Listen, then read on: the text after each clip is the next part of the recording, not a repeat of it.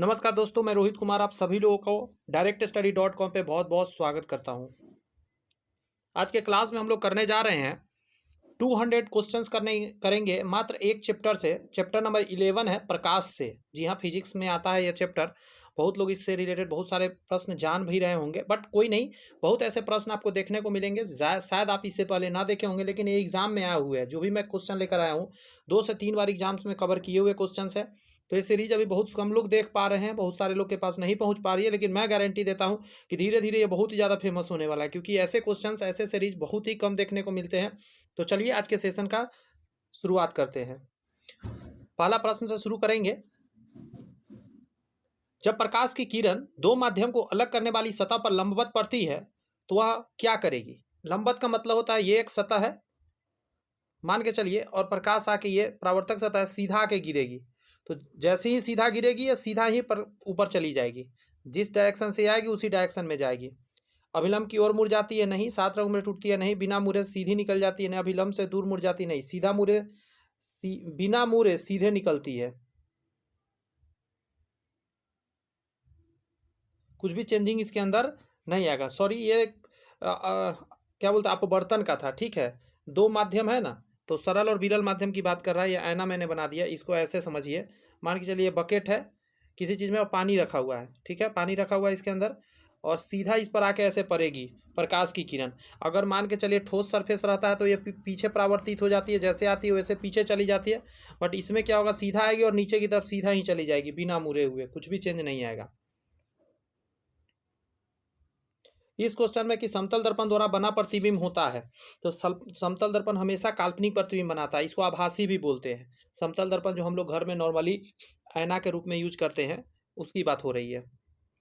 उसको आप पर्दा पे प्राप्त नहीं कर सकते। वास्तविक प्रतिबिंब पर्दा पे प्राप्त होता है, ध्यान रखिएगा। नेक्स्ट कह रहा है कि किस दर्पण द्वारा किसी वस्तु का वास्तविक प्रतिबिंब मिल सकता है? किस दर्पण द्वारा किसी वस्तु का वास्तविक प्रतिबिंब मिल सकता है? तो वास्तविक आपको जानना है तो ध्यान रखिएगा, वो आपको मिलेगा अवतल दर्पण द्वारा। बात समझे, वास्तविक प्रतिबिंब अवतल दर्पण द्वारा बनेगा, और अवतल दर्पण द्वारा बना वास्तविक प्रतिबिंब हमेशा उल्टा होता है। ये ध्यान रखने वाली बात है, सब छोटी छोटी चीज है, धीरे धीरे याद रखिए। मैं याद कराता चल रहा हूँ। आगे कह रहा है कि किस दर्पण द्वारा किसी वस्तु का आभासी प्रतिबिंब प्राप्त किया जा सकता है? आभासी का मतलब होता है काल्पनिक। तो काल्पनिक तो तीनों से प्राप्त हो सकता है, बात समझे, तीनों से काल्पनिक आपको मिल जाएगा। जैसे समतल तो काल्पनिक ही सब दिन बनाता है, उत्तल जो है काल्पनिक ही सब दिन बनाता है, लेकिन अवतल जो है काल्पनिक और वास्तविक दोनों बनाता है। तो तीनों दर्पण देना यहाँ पे सही रहेगा आंसर। किसी वस्तु का छोटा तथा आभासी प्रतिबिंब किस दर्पण में बनता है? क्या है, किसी वस्तु का छोटा और आभासी। तो देखिए, आभासी का मतलब काल्पनिक, तो या तो समतल या उत्तल, अब आप आंसर देंगे। छोटा कह रहा है, बात समझ में आ रहा है, तो छोटा बनाने वाला कौन है? उत्तल। छोटा समतल वस्तु के साइज के बराबर बनाता है। समतल दर्पण जो हम लोग के घर में होता है, हम लोग का ऐसा चेहरा है कि बड़ा दिखता हो या छोटा दिखता हो, नहीं, जैसा चेहरा है उतना ही बड़ा साइज का दिखता है। तो समतल दर्पण तो उतना ही साइज का बनाता है, लेकिन उत्तल जो है, उत्तल दर्पण, ये साइज को क्या करता है, छोटा कर देता है। इसीलिए इसका यूज कहाँ होता है पता है? जो मोटरसाइकिल वगैरह के या 4 व्हीलर के, कोई भी गाड़ी के बैक में पीछे देखने के लिए जो साइड में लगा रहता है, साइड मिरर के रूप में प्रयोग होता है उत्तल दर्पण का। क्लियर हो रही है बातें? कहाँ पर स्थित वस्तु का प्रतिबिंब अवतल दर्पण के फोकस पर बनता है? तो दो गो कंसेप्ट याद रखना है। मान के चलिए अवतल है ना, तो अवतल ऐसे होता है, ये जो गोला है, अगर इस गोला को अगर आप पूरा कर देते हैं तो पूरा गोला होता है, तो कहीं सेंटर बनता है, इसको सी बोलते हैं। और सेंटर, और ये जो यहाँ पे है इसको पी बोलते हैं, ये जो पॉइंट है पी है, इसके बीच का कोई बिंदु जो है ना, यही बिंदु एफ कहलाता है, फोकस कहलाता है, ठीक है। और ये फोकस कैसे निकलता है, तो ये ध्यान रखिएगा, कोई भी पैरेलल जो प्रकाश की किरण आएगी और दर्पण से परावर्तन के बाद जहाँ से गुजरती है ना, वही फोकस कहलाता है। कि ऐसे मान के चलिए प्रकाश है, ये दर्पण के फोकस से जा रहा है, तो यही आपका क्या हो जाएगा, फोकस हो जाएगा। क्लियर हुई बातें? तो याद रखिएगा, अनंत पर जब वस्तु रहेगा, अनंत पर, तो उसका प्रतिबिंब कहाँ बनता है, फोकस पर बनता है, बहुत ही छोटा बनता है। और वस्तु जब फोकस पर होगा तो उसका प्रतिबिंब अनंत पर बनेगा। मतलब अनंत पर वस्तु है तो प्रतिबिंब फोकस पर, और फोकस पर हो अगर वस्तु तो अनंत पर। उल्टा करना है, बस ध्यान रखिएगा। तो इस क्वेश्चन का आंसर क्या हो जाएगा, अनंत। कि फोकस पर बनेगा तो अनंत पर वस्तु है, इसीलिए फोकस पर बनेगा। नेक्स्ट है कि गोलीय दर्पण द्वारा बने प्रतिबिंब का आवर्धन एम ऋणात्मक का अर्थ है कि प्रतिबिंब। देखिए एक चीज समझिए, गोलीय दर्पण है और ऋणात्मक है, आवर्धन ऋणात्मक, तो आवर्धन बराबर क्या होता है उसको पहले जानिए। एम बराबर आपका होता है प्रतिबिंब की ऊंचाई, प्रतिबिंब की ऊंचाई, और बट्टा के नीचे होता है वस्तु की ऊंचाई। क्लियर हो रही बात? ऊपर में प्रतिबिंब की ऊंचाई, नीचे वस्तु की ऊंचाई। अब इस फार्मूला से ही निकलता है। अब एक चीज समझ लीजिए, पिक्चर पर बना के दिखाते हैं। मान के चलिए कोई दर्पण है, और मान के चलिए यहाँ वस्तु मैं बना देता हूँ वक्रता केंद्र पर सी है, मान के चलिए। तो यहाँ से ऐसे प्रकाश जाएगा, उतना मत छोड़िए, डायरेक्ट इसके नीचे बनता है, ये जानिए। जितना बड़ा ऊपर वस्तु रहता है उतना ही बड़ा उसके नीचे बनता है। ये उल्टा हो गया। अब एक चीज़ बताइएगा, ये जो पोल होता है ना, यहाँ यहाँ मैं कलर चेंज करके बता रहा हूँ, या मैं ऐसा करता हूँ, मैं सर्कल बना दे रहा हूँ। ये जो मैंने सर्कल बनाया उसके अंदर एक जो पॉइंट बना हुआ है, दोनों कटा हुआ है जो लाइन, इसी को मान लिया जाता है, पता है क्या? ऐसे मान लिया जाता है एक्स एक्सिस वाई एक्सिस, इसको एक्स माना जाता है, इसको वाई, और इसको वाई डैश, और इधर एक्स डैश। अब मुझे बताइएगा, ये जो लाइन है, अभी मैं जो कलर कर रहा हूँ नीला से, ये जो लाइन है पॉजिटिव होता है एक्स का, और यहाँ क्या होता है निगेटिव होता है। ऊपर की तरफ दूरी जो भी होता है पॉजिटिव होता है, ऊपर की तरफ दूरी क्या होता है पॉजिटिव, और नीचे की तरफ क्या होता है निगेटिव होता है। इतनी बात तो समझ में आ रही होगी। तो ये बताइए, ये जो इमेज बना हुआ है, मैं जो तीर का चिन्ह नीचे नीला कलर से बना रहा हूँ, आसमानी कलर से, बताइए निगेटिव होगा ना? तो आप एक चीज जानिएगा, क्वेश्चन, अब क्वेश्चन पर आते हैं। क्वेश्चन कह रहा है कि कहाँ पर स्थित वस्तु का प्रतिबिंब अवतल दर्पण के, सॉरी ये नहीं था क्वेश्चन, ये था, ये है क्वेश्चन, कि गोलीय दर्पण द्वारा बने प्रतिबिंब का आवर्धन एम ऋणात्मक है। इसका अर्थ है कि प्रतिबिंब उल्टा होगा। अभी मैंने बताया ना, नीचे की तरफ बनेगा तभी तो उल्टा होगा, और उल्टा प्रतिबिंब हमेशा वास्तविक होता है, ये ध्यान रखिएगा। ऋणात्मक ये भी बताता है कि प्रतिबिंब वास्तविक है और उल्टा है, दोनों चीज बताता है, और ये अवतल दर्पण में होता है। याद रहेगी बातें? आगे बढ़िए। कह रहा है कि एक प्रकाश किरण समतल दर्पण पर लंबवत आपतित होती है, तो परावर्तन कोण का मान क्या होगा? अब यहाँ पे जानना होगा आपको, आपतन कोण और परावर्तन कोण होता है क्या, उसको समझिए। ये मान के चलिए, और इस पर एक अभिलंब मान लेते हैं। क्या हुआ, एक प्रकाश की किरण ऐसे आके पड़ी इस पर, और ऐसे चली गई। तो ये आने वाला किरण को आपतित किरण हम लोग जानते हैं, और जाने वाला को परावर्तित किरण कहते हैं। यहाँ जो एंगल बन रहा है इसको आई बोलते हैं, एंगल ऑफ इंसिडेंट, और इधर वाला को एंगल ऑफ रिफ्लेक्शन, मतलब रिफ्लेक्ट एंगल और इंसिडेंट एंगल। यहाँ पे एक चीज जानना पड़ेगा आपको कि ये दोनों जो होता है बराबर होता है।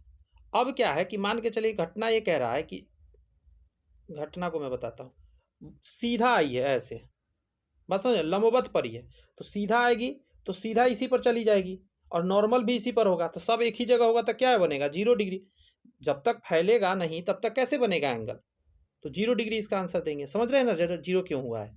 इसलिए पिक्चर बना दे रहा हूँ, आंसर बोल के सिर्फ नहीं निकल रहा हूँ, जाके समझ में आनी चाहिए बातें, आना आपका सफल हो जाए इस वीडियो पर, क्योंकि 200 क्वेश्चन तक ले जाऊंगा तो इतना नॉलेज आपको इस चैप्टर का हो जाएगा कि कहीं से भी क्वेश्चन ना फंसेगा। जो आपके मन में सवाल उठ रहा होगा सारा कवर होने वाला है। समतल दर्पण के फोकस दूरी का मान होता है, समतल दर्पण है और फोकस दूरी, तो इसको अनंत बोलते हैं। बात समझे? इसका फोकस दूरी पता ही नहीं है कितना है, अनंत माना जाता है, समतल दर्पण है ना, इसीलिए। नेक्स्ट है आपका कि किसी शब्दकोश के छोटे छोटे अक्षरों को पढ़ने के लिए कौन सा युक्त होता है? अब देखिए, लेंस आपने समझा, अब हम सॉरी दर्पण आपने समझा, अब लेंस का क्वेश्चन आ गया। तो हम एक चीज यहाँ पे पहले बता दें, ये बहुत अच्छा आपको हेल्प करेगा। जैसे आप अवतल को जो जानते हैं, अवतल का गुण क्या क्या था? अवतल का था कि वास्तविक प्रतिबिंब बनाता है, काल्पनिक प्रतिबिंब बनाता है, काल्पनिक जिस समय बनाता है वो वस्तु से बड़ा बनाता है, और उल्टा बनाता है। ये सारी बात जाने ना, ये सारा अब उत्तल लेंस में हो जाएगा। जो अवतल दर्पण का गुण सब था वो लेंस में चला जाता है, और यहाँ पे जो उत्तल का था, जो छोटा पिक्चर बनाता है, यहाँ पे अवतल ये काम करेगा। बात समझ में आ रही है? जो उल्टा आपको माइंड कर लेना है, आपका आराम से याद रहेगा, आपका कंफ्यूजन नहीं होगा। समझ रहे हैं बात? आइए ना, इस क्वेश्चन को देखिए, अपने आप क्लियर हो जाएगा। यहाँ पे कह रहा है किसी शब्दकोश के छोटे छोटे अक्षरों को पढ़ने के लिए, पहला है आपका ऑप्शन, एक तो क्लियर हो गया होगा, छोटा अक्षर को बड़ा करना है, आपको बड़ा करना है। तो अब दर्पण में याद कीजिए, दर्पण में बड़ा साइज कौन बताता है? अवतल। अवतल दर्पण बड़ा बनाता है पिक्चर, तो उसका यहाँ उल्टा कर दीजिए, उत्तल लेंस। तो अवतल वाला को काट दीजिए, बी और सी काट दीजिए, ये आंसर कभी नहीं हो सकता। लीजिए मैं काट दिया। अब एक है 50 सेंटीमीटर फोकस दूरी का, एक है 5 सेंटीमीटर फोकस दूरी का। इसका मतलब क्या है समझाता हूँ, दो पिक्चर बनाता हूँ।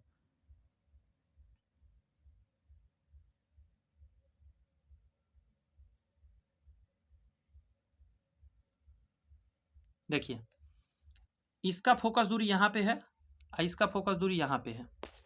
आपको पता है जितना ज़्यादा फोकस दूरी होगा उतना वो कम काम का होगा। फोकस दूरी जितना छोटा होगा ना उतना बड़ा साइज वो बनाएगा। फोकस दूरी छोटा और उत्तल लेंस हमेशा बड़ा साइज का फोटो बनाता है, क्योंकि छोटे छोटे अक्षर को पढ़ना है ना, तो अब बड़ा साइज करके पढ़ेंगे। तो ए ऑप्शन और बी ऑप्शन में, डी ऑप्शन में आंसर क्या दीजिएगा, 5 सेंटीमीटर वाला को देना पड़ेगा। समझ रहे थे, ये आंसर हो जाएगा। रीजन के साथ बता रहा हूं ताकि क्लियर कर ले बात को माइंड में। किस लेंस में केवल काल्पनिक प्रतिबिंब बनते हैं, किस लेंस में केवल काल्पनिक बनता है, तो लेंस है काल्पनिक सिर्फ बनता है, तो आपको पता होना चाहिए। वहां से उल्टा करिएगा, अवतल का माइंड में अवतल को लाइए। वहां अवतल दर्पण था तो उसमें काल्पनिक आभासी दोनों बनता था, यहाँ उत्तल में हो जाएगा, उत्तल में दोनों बनेगा। तो 11 का आंसर क्या दे दीजिएगा, अवतल लेंस, क्योंकि सिर्फ काल्पनिक वहां उत्तल बना रहा था तो यहाँ पे अवतल हो जाएगा। नेक्स्ट, निम्नलिखित में से किसका उपयोग लेंस बनाने में नहीं किया जा सकता। देखिए, प्लास्टिक के लेंस बनता है, बन सकता है, लकड़ी का बन सकता है, कांच का बन सकता है, लेकिन मिट्टी का नहीं बनेगा, तो आंसर मिट्टी हो जाएगा। आपके मन में प्लास्टिक के लिए उतना दिक्कत नहीं आएगा, क्योंकि प्लास्टिक का आप चश्मा वगैरह बिकता है, आप देखे होंगे, कांच का भी देखे होंगे।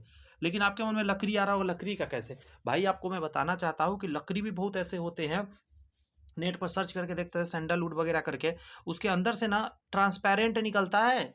उसके अंदर से ऐसा लकड़ी होता है जो बीच के सारील जिसको बोलते हैं, कलर कत्था कलर या रेडिश टाइप हो जाता है, वो जो होता है याद रखिएगा हमेशा उस ट्रांसपेरेंट का काम करता है, इसलिए लकड़ी का भी बन सकता है। और यहाँ पे लेंस बनाने का तात्पर्य है कि अपवर्तन करना, लाइट का अपवर्तन।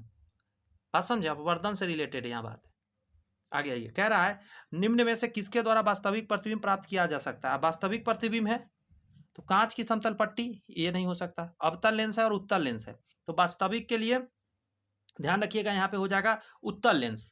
जैसे वहां अवतल करता था यहाँ उत्तल लेंस करेगा। 13 का आंसर क्या देंगे आप, सी देंगे। नेक्स्ट आपके सामने है क्वेश्चन, किसी माध्यम के अपवर्तनांक का मान होता है, किसी माध्यम के अपवर्तनांक का मान क्या होता है। अब अपवर्तनांक आपको समझाना पड़ेगा मुझे। देखिए, जैसे हम जानते हैं कि ये कोई सरफेस है, नीचे मान के चलिए, नीचे में क्या है कि पानी है, एक प्रकाश आई ऐसे, इसको जाना था सीधा, बट ये क्या करी, अपना डायरेक्शन ऐसे कर ली। अब यहाँ अभिलंब यदि हम डाल दिए अभिलंब, तो आप एक बात बताइए, इसको जाना, मैं कलर चेंज कर रहा हूँ, मैं पूछ रहा हूँ हरा रंग से। देखिए, जाना तो इसको यहाँ से चाहिए था, इतना एंगल बना के ये जाना चाहिए था, ऊपर से आई थी नीचे चली जाती, लेकिन नहीं, वो गई किधर से, इधर से। तो एंगल यहाँ चेंज करी। एंगल चेंज करने का मतलब है ऊपर जो बना है उसको एंगल आई बोलते हैं, और नीचे जो है एंगल बनाती है इसको आर एंगल बोलते हैं। नीचे जो बनाती है एंगल वो आर एंगल होता है, इसके बीच बनता है वो आर होता है। क्लियर है बातें, फिर से एक बार देखिए, ऐसे आई और इसको जाना था, इस बार चेंज कर देते हैं, ऊपर कर दे रहे हैं आपको हम कांच, सघन माध्यम ऊपर कर दिए और नीचे हवा कर दिए, तो ये विरल माध्यम हो गया। अब इसको जाना था ऐसे सीधा, लेकिन अब ये इधर नहीं आएगा, इधर नहीं आएगा, ये किधर से जाएगा, इधर से जाएगा। क्यों, इसको अभिलंब से दूर जाना है, अभिलंब से दूर जाएगा, नीचे सग, एक मिनट रुक जाइए, हाँ, अभिलंब से दूर भागता है। जब नीचे विरल माध्यम है तो अभिलंब से दूर जाता है, और सघन माध्यम में इससे जाता है। यहाँ वाला जो है पहले सघन में रहता तो जाता, लेकिन ऐसे नहीं जाएगा, ये कहाँ से जाएगा, इस तरफ से जाएगा। बात समझे, तो ऊपर में एंगल आई बनता है, नीचे में जो एंगल बना आर बनता है। बस अब इससे समझ लीजिए, इसी से जानिएगा, साइन आई बटे साइन आर, जानते हैं एक नियतांक बनाता है, यही आ जाएगा, पहला ऑप्शन हो जाएगा, साइन आई बटे साइन आर। अच्छा, यहाँ पे एक बात जान लीजिए, साइन आर बटे साइन आई भी सही हो सकता है, इसको आप गलत नहीं कर सकते, लेकिन चूंकि सब दिन से लिखने का जो प्रोसेस है, पहले साइन आई लिखा जाता है, तब मतलब पहले एंगल ऑफ इंसिडेंस बनता है, तब जाके एंगल ऑफ क्या बनता है, रिफ्रैक्टेड एंगल बनता है। बात समझ में आ रही है, इसीलिए पहले साइन आई बटे साइन आर आंसर होता है। सरल सूक्ष्म दर्शी में किसका उपयोग होता है, तो उत्तल लेंस का प्रयोग होता है, ध्यान रखिएगा, क्योंकि साइज तो बड़ा करके दिखाना है, तो उत्तल लेंस का प्रयोग किया जाता है, याद रखना है। हमारे आंखों में कौन सा लेंस है, उत्तल उठल, ऐसा रहता है आंखों में, आंख हमारा ऐसे उठा हुआ है ना आगे से, तो याद रखिए उत्तल उठल ट्रिक है याद रखने का, उत्तल लेंस का। दर्पण में भी वही है तरीका याद रखने का। देखिए, ऐसा दर्पण जब दिखेगा कहीं पे तो इसको उत्तल दर्पण मारिएगा, उत्तल उट्ठल होता है ट्रिक। बात समझ आ रही है? ये उत्तल दर्पण है और अवतल होता है ऐसे अवतल धसल। हाँ, इंग्लिश में कैसे याद रखिएगा, एक होता है कॉन्वेक्स, एक होता है कॉनकेव। तो देखिए कॉन्वेक्स, वेक्स मतलब उठा हुआ, ऐसे नहीं याद है तो कोई बात नहीं, कॉनकेव याद करिए। केव मतलब गुफा, तक ऐसे रहेगा ना, गुफा गुफा की तरह ऐसे घुमा हुआ परावर्तक सतह जिसका अंदर की तरफ, यही आपका कॉनकेव। तो ये हो गया कॉन्वेक्स। और हिंदी में ट्रिक क्या है, उत्तल उट्ठल। ये उत्तल है तो उठा हुआ है, ये धंसा हुआ है तो अवतल है। उसी तरह लेंस में भी है, सेम ट्रिक से याद रखिएगा। उत्तल उठा हुआ, देखिए उठा हुआ है, अवतल धंसल, ये अवतल है। ये अवतल लेंस है, ये उत्तल लेंस है। देख रहे हैं, ट्रिक ये सब याद रहेगा हमेशा, कंफ्यूज ना होइएगा। तो पहला इसका आंसर था। इसमें उत्तल लेंस लगा होता है सूक्ष्मदर्शी में, आंखों में भी हम लोग का उत्तल लेंस लगा हुआ रहता है, भगवान दे रखे बनाकर। सघन माध्यम से विरल माध्यम में प्रवेश करने पर आपतन कोण तथा अपवर्तन कोण में क्या संबंध होता है? तो पिक्चर से समझा देते हैं, आप आंसर खुद टिक कर लीजिएगा। सघन माध्यम से विरल माध्यम, तो मान के चलिए सघन है, ऊपर विरल है। देखिए विरल का मतलब होता है हल्का, फैल जाना, और सघन में एकदम दबच के चलना। जैसे मान के चलिए ऐसे आप जा रहे थे तो आप इसी डायरेक्शन में निकलते, बात समझ में आए, लेकिन चूंकि विरल आ गया तो आप ऐसे चले जाएंगे, मतलब आपका एंगल यहाँ ज़्यादा हो गया, यहाँ एंगल कम था। तो एंगल क्या होता है, विरल में एंगल ज़्यादा हो जाता है, अपवर्तन का एंगल ज़्यादा हो जाता है। तो दोनों कोण बराबर होते हैं, नहीं आपतन कोण बड़ा होता है, नहीं अपवर्तन कोण बड़ा होता है। यही ना आंसर दीजिएगा। अभिलंब के साथ कोण चेक किया जाता है, तो यहाँ पे आई है नीचे से, यहाँ आर है, तो क्या हो जाता है, अपवर्तन कोण बड़ा हो जाता है। माइंड में क्लिक हो रही है बातें। यहाँ आपका कि मानव नेत्र में किस प्रकार के लेंस होते हैं, तभी मैंने बताया उत्तल लेंस होते हैं। हर एक क्वेश्चन 110% आपके एग्जाम को फोड़ के रखेगा। बस आप अच्छे से मेरे साथ लगे रहिए। इस चैनल पे हर वो चीज़ मैं ला के रख रहा हूँ जो आप कहीं ना कहीं पैसा लगा के खरीदेंगे। ये जो असाइनमेंट है कहीं ना कहीं इंस्टीट्यूट्स का है, वहाँ पैसा देंगे, खरीदेंगे, फिर भी आपको समझ में आएगा नहीं आएगा। फ्री ऑफ कॉस्ट आपके लिए मैं अवेलेबल करा रहा हूँ, जो कि लोग कितना पैसा खर्च करके लेते हैं, बैच खरीदना पड़ता है। ये असाइनमेंट कैसे मिलेगा, ये PDF आपको कहाँ से मिलेगा? आपको पैसा खर्च करना पड़ेगा, और पैसा खर्च करने के लिए क्या करना पड़ेगा आपको पता है, अच्छा खासा आपको खर्च करना पड़ेगा। अभी मैं फिजिक्स केमिस्ट्री बायोलॉजी पूरा PDF देने वाला हूँ, आप नीचे मतलब क्लास देने वाला हूँ, आप आराम से पढ़े मेरे साथ। आँख अपने लेंस की फोकस दूरी को बदलकर दूर या निकट की वस्तु को साफ साफ देख सकता है। इस गुण को हम लोग बोलते हैं समंजन क्षमता। आँख क्या करता है, सिलियरी पेशी होता है ना, सिलियरी पेशिया होता है, ये ऊपर नीचे होकर इसको समंजन क्षमता का प्रोसेस करता है, और आँख एकदम क्लियर देखता है, दूर के वस्तु को, पास के वस्तु को, आँख को ऊपर नीचे करके फोकस दूरी चेंज कराता है। ठीक है, उसी से रिलेटेड 19 नंबर क्वेश्चन है कि आँख के लेंस की फोकस दूरी आ गया ना, कि परिवर्तित होता है सिलियरी पेशिया द्वारा। ठीक है, सिलियरी पेशिया द्वारा इस प्रोसेस को क्या बोलते हैं, समंजन क्षमता। नेक्स्ट है कि नेत्र लेंस की फोकस दूरी कम हो जाने पर कौन सा रोग होता है? तो देखिए मैं एक रोग से रिलेटेड बात बताता हूँ। ये है आपका कम मतलब निकट, नेत्र ऐसे ही याद रखिए कि क्या कम हो गया है, फोकस दूरी कम हो गया। कम हो गया मतलब निकट, निकट दृष्टि दोष धर लिया, सॉरी निकट दृष्टि दोष पहला ऑप्शन में, आसानी से याद रहेगा। कम हो गया निकट दृष्टि दोष धर लिया, अधिक हो गया दूर दृष्टि दोष धर लिया। ये सब ट्रिक ही काम आता है, ऐसे कि प्रैक्टिकल बहुत कंफ्यूज कर देगा, बाद में माइंड से इधर उधर स्किप हो जाता है, लेकिन ट्रिक हमेशा टक से लग जाएगा। ये सब याद रखने वाला ट्रिक है। किस दृष्टि दोष में किसी वस्तु का प्रतिबिंब रेटिना के पीछे बनता है? दूर, रेटिना का पीछे का मतलब क्या है, यहाँ देखिए, ये सब ट्रिक ना बताऊंगा, ये हम याद रहेगा। देखिए ये रेटिना था, प्रतिबिंब आके रेटिना पर ऐसे कटता तो जाके प्रतिबिंब बन जाता रेटिना पर, तो आँख सही है। लेकिन अभी क्या प्रॉब्लम हो गया, अब बीमारी हो गया, अब आपका कहाँ जाकर कट रहा है, पीछे, रेटिना के पीछे जाके कट रहा है, मतलब दूर में कट रहा है, तो दूर दृष्टि दोष।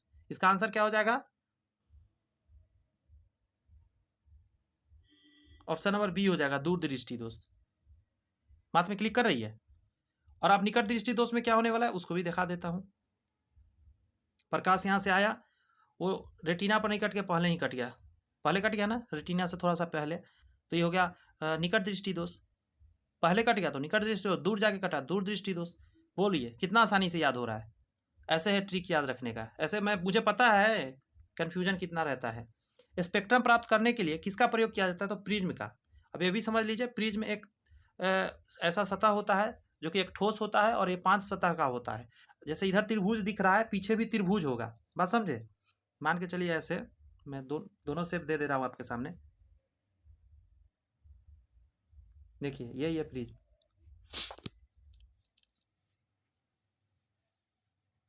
5 सतह से घिरा हुआ एक पिक्चर है जो प्रिज्म है,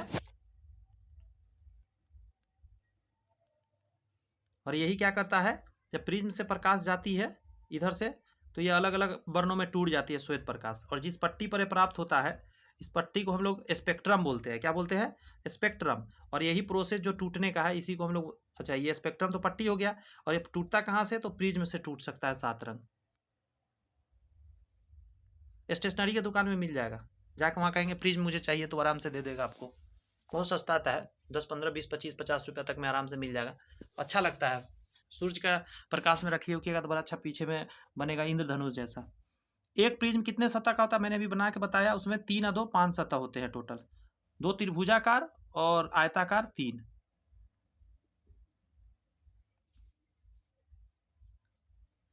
निम्नलिखित में से किसका उपयोग लेंस बनाने के लिए नहीं किया जा सकता था? पारा का प्रयोग नहीं हो सकता, आप पारा का लेंस नहीं बना सकते। लेंस का मतलब अपवर्तन से होता है, ध्यान रखिएगा। हवा से कहिएगा चश्मा कैसे बनेगा, क्योंकि लेंस सुनते ही हम लोग को चश्मा ही माइंड में बैठा हुआ है, लेकिन ऐसा नहीं, अपवर्तन की बात कर रहा है। तो पानी में अपवर्तन होता है, कांच में होता है, हवा में होता है, पारा में नहीं हो सकता, क्योंकि पारा चिकनी सतह है और ये पूरे प्रकाश को रिफ्लेक्ट करता है, इसके अंदर नहीं जा सकता प्रकाश। लेंस के कितने मुख्य फोकस होते हैं? तो लेंस में फोकस 2 होते हैं, ध्यान रखिएगा। एक इधर फोकस होता है, एक इधर फोकस होता है। बात समझ में आया? लेंस में फोकस की संख्या 2 होती है, दर्पण में सिर्फ 1 होती है, ध्यान रखिएगा। नेक्स्ट है कि आंख का रेटिना कैमरे के किस भाग जैसा काम करता है? रेटिना है तो आंख में देखिए एक चीज समझ लीजिए जरा, जैसे फिल्म की तरह काम करता है। पहले निगेटिव रहता था, याद है? जो कैमरा था जिसमें रील लगता था, तो उसमें जो फिल्म बोला जाता, निगेटिव हम लोग बोलते थे, जिससे फोटो साफ कराने जाते थे। तो ये जो फिल्म होता है उसी को रेटिना बोला जाता है। उसको क्या बोलते हैं? रेटिना के जैसा काम करता है। आंखों में इस पर पिक्चर बनता है और कैमरा में फिल्म पर बनता है। कैमरे का जो काम डायफ्राम का होता है, आंखों में पुतली का होता है। अब डायफ्राम पुतली में क्या अंतर है, इन चीजों को समझिए। जैसे होता क्या है कि प्रकाश का नियंत्रण क्या करना, प्रकाश कितना आंखों के अंदर जाएगा इसका नियंत्रण कौन कर रहा होता है? तो आपके आंसर निकलेंगे डायफ्राम कैमरा में कर रहा होता है। इसी को आई थिंक द्वारक बोलते हैं, इसी को शायद द्वारक भी बोला जाता है हिंदी में, मुझे ख्याल नहीं आ रहा है, लेकिन द्वारक ही बोलते हैं डायफ्राम को। आंखों में पुतली वह काम कर रहा होता है।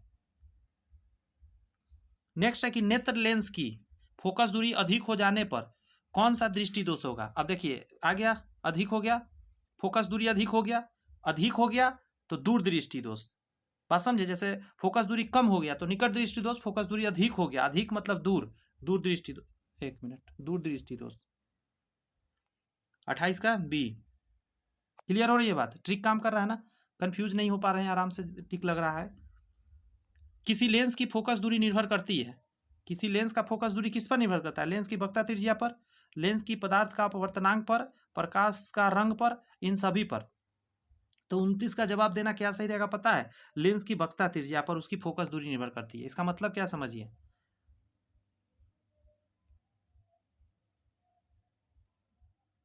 देखिए यहां से आधा काट दीजिए जरा, और आधा पार्ट को नहीं देखिए, इधर वाला। दोनों में मैं आधा काट के आधा कर रहा हूं नहीं देखने के लिए, आप आधा ही देखेंगे जहां से मैंने कट किया है इस तरफ। अगर मैं इसकी वक्रता त्रिज्या की बात करूं तो यहाँ पे है, और छोटा वाला में बात करें तो यहाँ पे वक्रता त्रिज्या। अब करा फोकस दूरी, तो यहाँ से एक लाइन खींचेंगे तो इसका जो आधा होता है वही फोकस होता है, इसका जो आधा होता है वही फोकस होता है। तो क्या चीज पर फोकस डिपेंड कर रहा है? वक्रता त्रिज्या पर। बात समझ में आए? लेंस की वक्रता त्रिज्या पर फोकस डिपेंड कर रहा है कि फोकस कहाँ पे बनेगा, क्योंकि वक्रता त्रिज्या जहाँ होगा, पोल, इसको पोल बोलते हैं, ये जो पॉइंट है पोल है, इसमें यहाँ पे पोल है, ध्रुव बोलते हैं इसको। पोल और वक्रता त्रिज्या के आधा होता है फोकस। अब इसमें तो बड़ा है वक्रता त्रिज्या, तो फोकस भी बड़ा होगा, इसमें फोकस कम होगा। बात समझ में आ रही है? तो किस पर डिपेंड है? तो आप कहेंगे सर ये वक्रता त्रिज्या पर डिपेंड है। तो एक चीज जान लीजिए, वक्रता त्रिज्या को आर से सूचित करते हैं, फोकस को एफ से। तो फोकस का दुगना करिएगा ना तो वक्रता त्रिज्या मिल जाएगा। अगर कोई कहे कि आप फोकस बराबर क्या होता है, तो r/2 होता है, मतलब वक्रता त्रिज्या को आधा कर दीजिए तो फोकस आपको मिल जाएगा, फोकस को डबल कर दीजिए तो वक्रता त्रिज्या मिल जाएगा। क्लियर हो रही है बातें?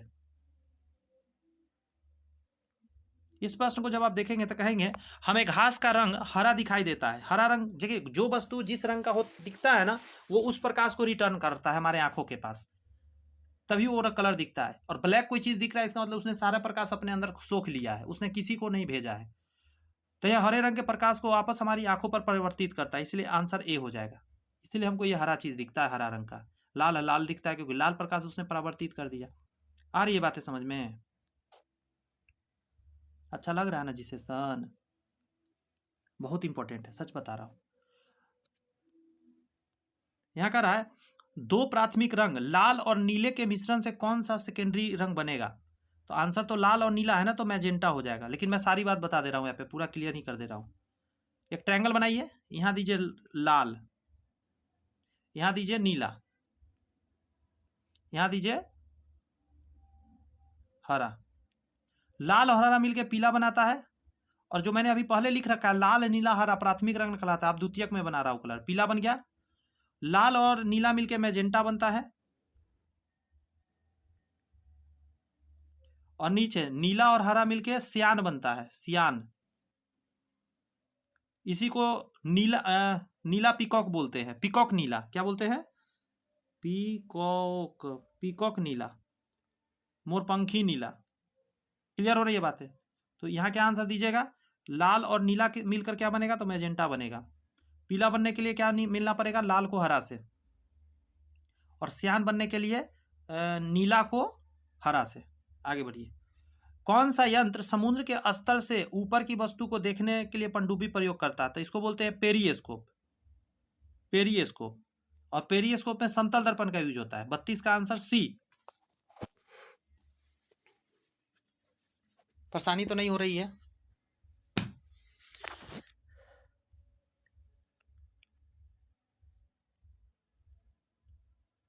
यहाँ पे की, ये काट दीजिए, यहाँ पे किस हो जाएगा। किस साल में ओले रोमर, कौन? ओले रोमर ने इतिहास में पहली बार प्रकाश की गति को मापा था। तो प्रकाश की गति जो इन्होंने मापा था ये हो जाएगा 1676 में मापा था। ओले रोमर ने प्रकाश की गति पहली बार 1676 में माप दिया था इन्होंने। काम का नहीं है, क्वेश्चन एग्जाम में आएगा। निम्नलिखित में से कौन सा एक सही है?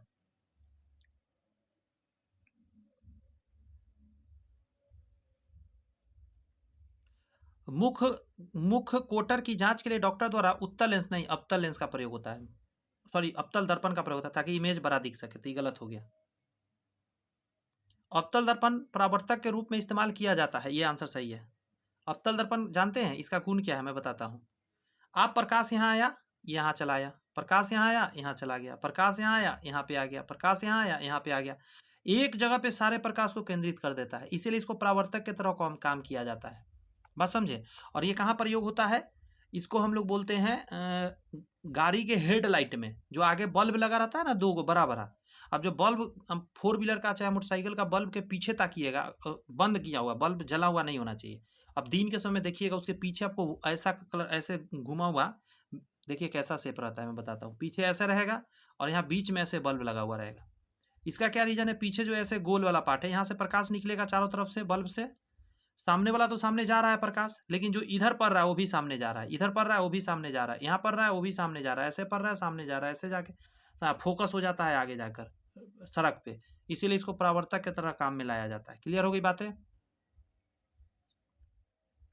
नेक्स्ट है कि आवर्धक लेंस वास्तव में क्या होता है? आवर्धक लेंस, आवर्धक लेंस में बड़ा साइज करने वाला। तो बड़ा साइज कौन बनाएगा?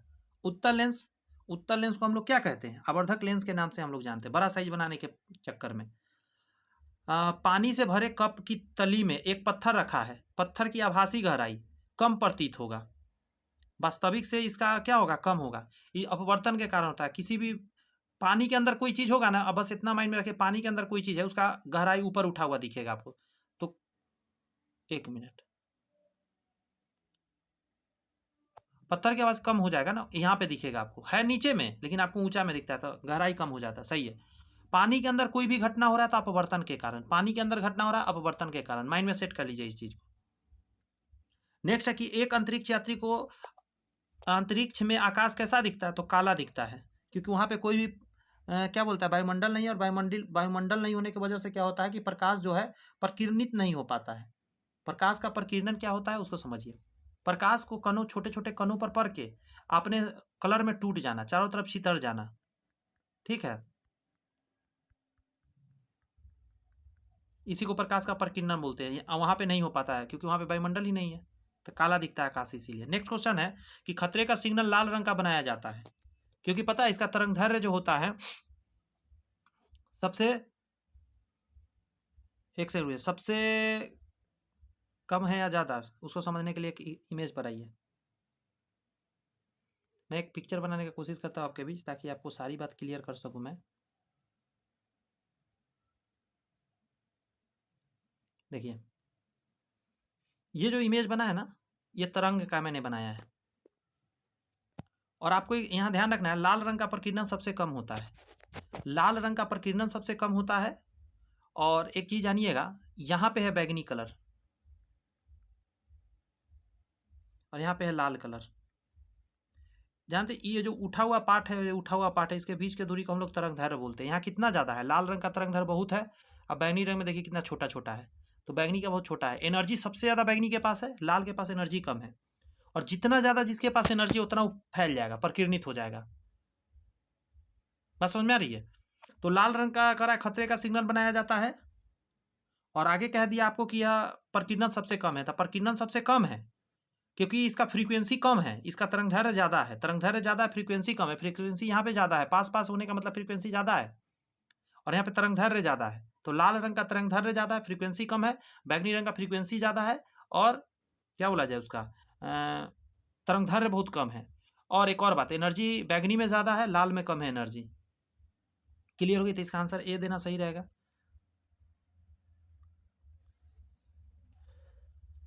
कह रहा बरसात के दिन जल पर छोटी तैलीय परतों में चमकीले रंग दिखाई देते हैं।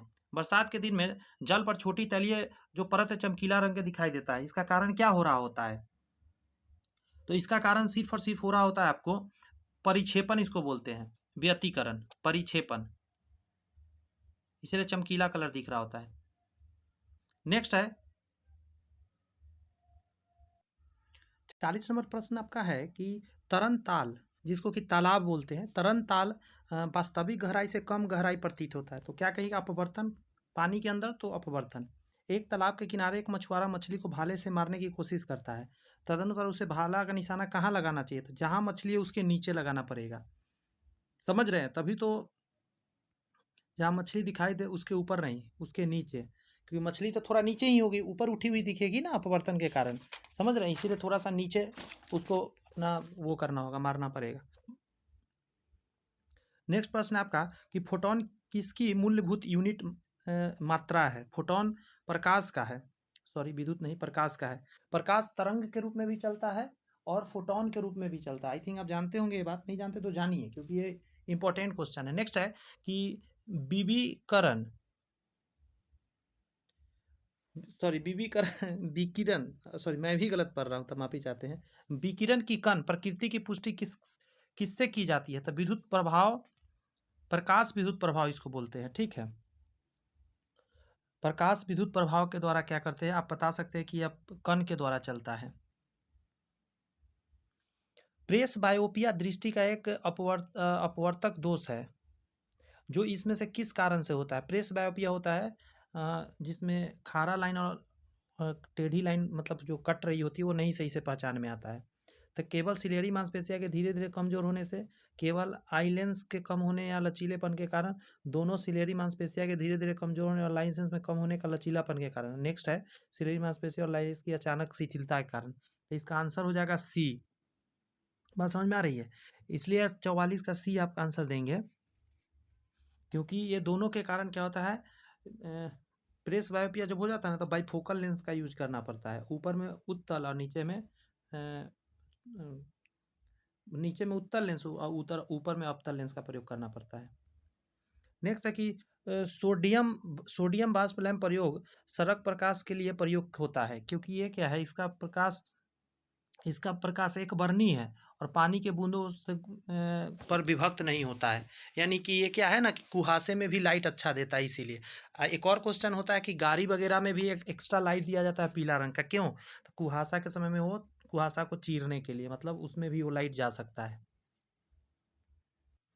निम्नलिखित तिथियों में से किसमें दोपहर को आपकी छाया सबसे छोटी होगी? तो 21 जून को सबसे छोटी जो होगा 21 जून को होगा। क्योंकि सर के ऊपर रहेगा सूर्य, इसीलिए। सबसे छोटी छाया इसी दिन 21 जून को बनता है। थोड़ा सा ये सब रटने वाला है, याद रखना पड़ेगा, कोई ज़्यादा ऑप्शन तो है नहीं इसका। नेक्स्ट है आइंस्टीन के E बराबर mc² के समीकरण से c घोतक है। c क्या बता रहा है? तो प्रकाश का वेग है ये, तो समझे, प्रकाश का चाल बताता है। और m फोर तो मास है और E फोर एनर्जी है। क्लियर हो गई बात है ये। नेक्स्ट है कि निम्नलिखित प्राकृतिक तथ्यों पर विचार करिए। स्थलीय तापमान, प्रकाश परावर्तन, प्रकाश अपवर्तन, प्रकाश विवर्तन। देखिए प्राकृतिक तथ्यों पर विचार, नीचे कह रहा है मरीचिका कैसे बनता है, तो इसका आंसर कहेंगे प्रकाश का परावर्तन और स्थलीय तापमान के कारण होता है ऐसा।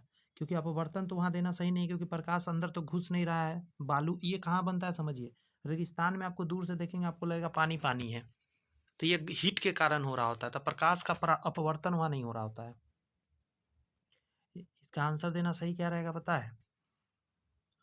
ए और बी, 1 और 2 सही रहेगा इसका, ठीक है। नेक्स्ट है ऐसे व्यतिकरण, इसका आंसर सबसे बेस्ट रहता है, लेकिन ऑप्शन में नहीं है तो ये दोनों दे दीजिए। किसी तारे के रंग में पता चलता है उसके ताप का, कि कितना ताप है वो उसके कलर से ही पता चलेगा। अगर उजला कलर है तो सबसे ज़्यादा ताप है, ब्लू कलर है तो उससे थोड़ा सा कम, पीला है तो ज़्यादा कम।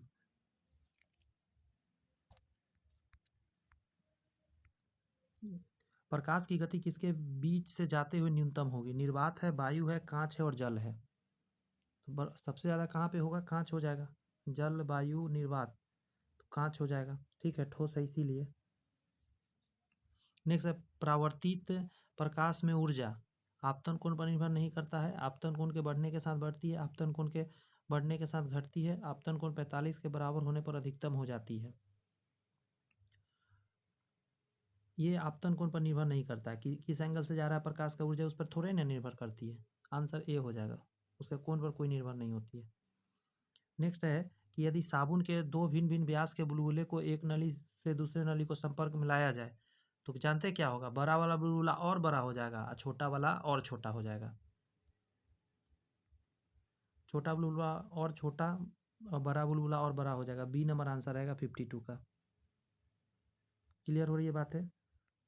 सरफेस टेंशन के कारण ऐसा होता है। बड़ा बुलबुला जो होता है ना उसका सरफेस टेंशन कम होता है, छोटा बुलबुला का ज़्यादा होता है। छोटा बुलबुला दाबेगा और जो एयर होगा बड़ा बुलबुला में चला जाएगा। हमें वास्तविक सूर्योदय से कुछ मिनट पूर्व ही सूर्य दिखने लग जाता है। ये प्रकाश के प्रकीर्णन के कारण होता है। बात समझे? प्रकाश प्रकीर्णित हो जाता है, लाल प्रकाश, लेकिन 1 मिनट नहीं, ये प्रकाश का लाल रंग दिखना प्रकीर्णन के कारण होता है। कुछ देर पहले जो दिखता है प्रकाश के परावर्तन के कारण होता है, अपवर्तन सॉरी, प्रकाश के अपवर्तन के कारण होता क्या है ना, देखिए हम यहाँ से देख रहे हैं सूर्य यहीं पे है, लेकिन इसका लाइट जो है ऐसे जा रहा था और ये डायरेक्शन बदल लिया, ऐसे आ गया, हमारे आंखों के पास पहुँच गया और सूर्य हमको यहाँ से कहाँ दिखेगा? यहाँ पे दिखेगा, हम लोग को सामने दिखता है और सूर्य अभी नीचे ही है। बात समझे? यही है आपका। तो कलर अगर रेड कलर बोलेगा कि सुबह और शाम के समय सूर्य लाल क्यों दिखता है, तो प्रकाश का प्रकीर्णन आंसर दीजिएगा। अगर पूछ रहा है कि क्यों सूर्य सुबह या शाम के समय सूर्य कुछ समय क्यों पहले दिख जाता है या शाम को पहले ही मतलब बाद तक दिखते रहता है, तो यह अपवर्तन के कारण होता है। नेक्स्ट है प्रकाश में 7 रंग होते हैं, रंगों के अलग करने का क्या तरीका है? तो एक प्रिज्म से रंगों को अलग किया जा सकता है। हाँ, प्रिज्म अलग कर सकता है रंग, प्रिज्म के सामने तो 7 रंग में टूट ही जाता है। श्वेत प्रकाश को नीले में कैसे पैदा करते हैं? श्वेत प्रकाश को नली में कैसे पैदा करते हैं? 1 मिनट, तंतु को गर्म करके। श्वेत प्रकाश प्राप्त करने के लिए फिलामेंट लगा रहता है जिसको तंतु बोलते हैं, उस तंतु को गर्म करके किया जाता है।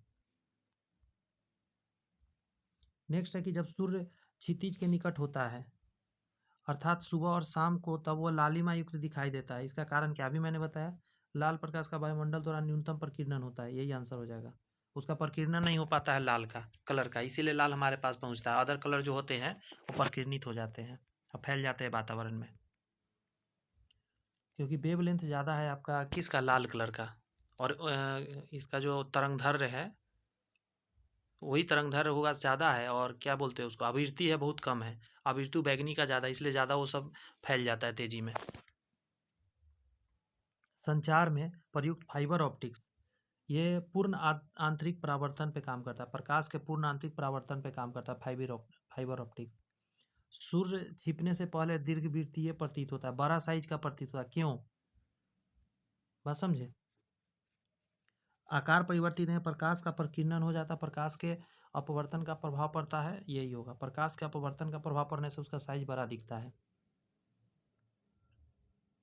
कह रहा है तंतु प्रकाश। तंतु प्रकाश संचार में संकेत के रूप में प्रवाहित होता है। तो प्रकाश तरंग प्रवाहित हो रहा है, तंतु प्रकाश में प्रकाश ही तो जाता है। तारे टिमटिमाते हैं अपवर्तन के कारण। तारा क्यों टिमटिमाता है? अपवर्तन हो रहा होता है, इसी वजह से तारा टिमटिमाता है।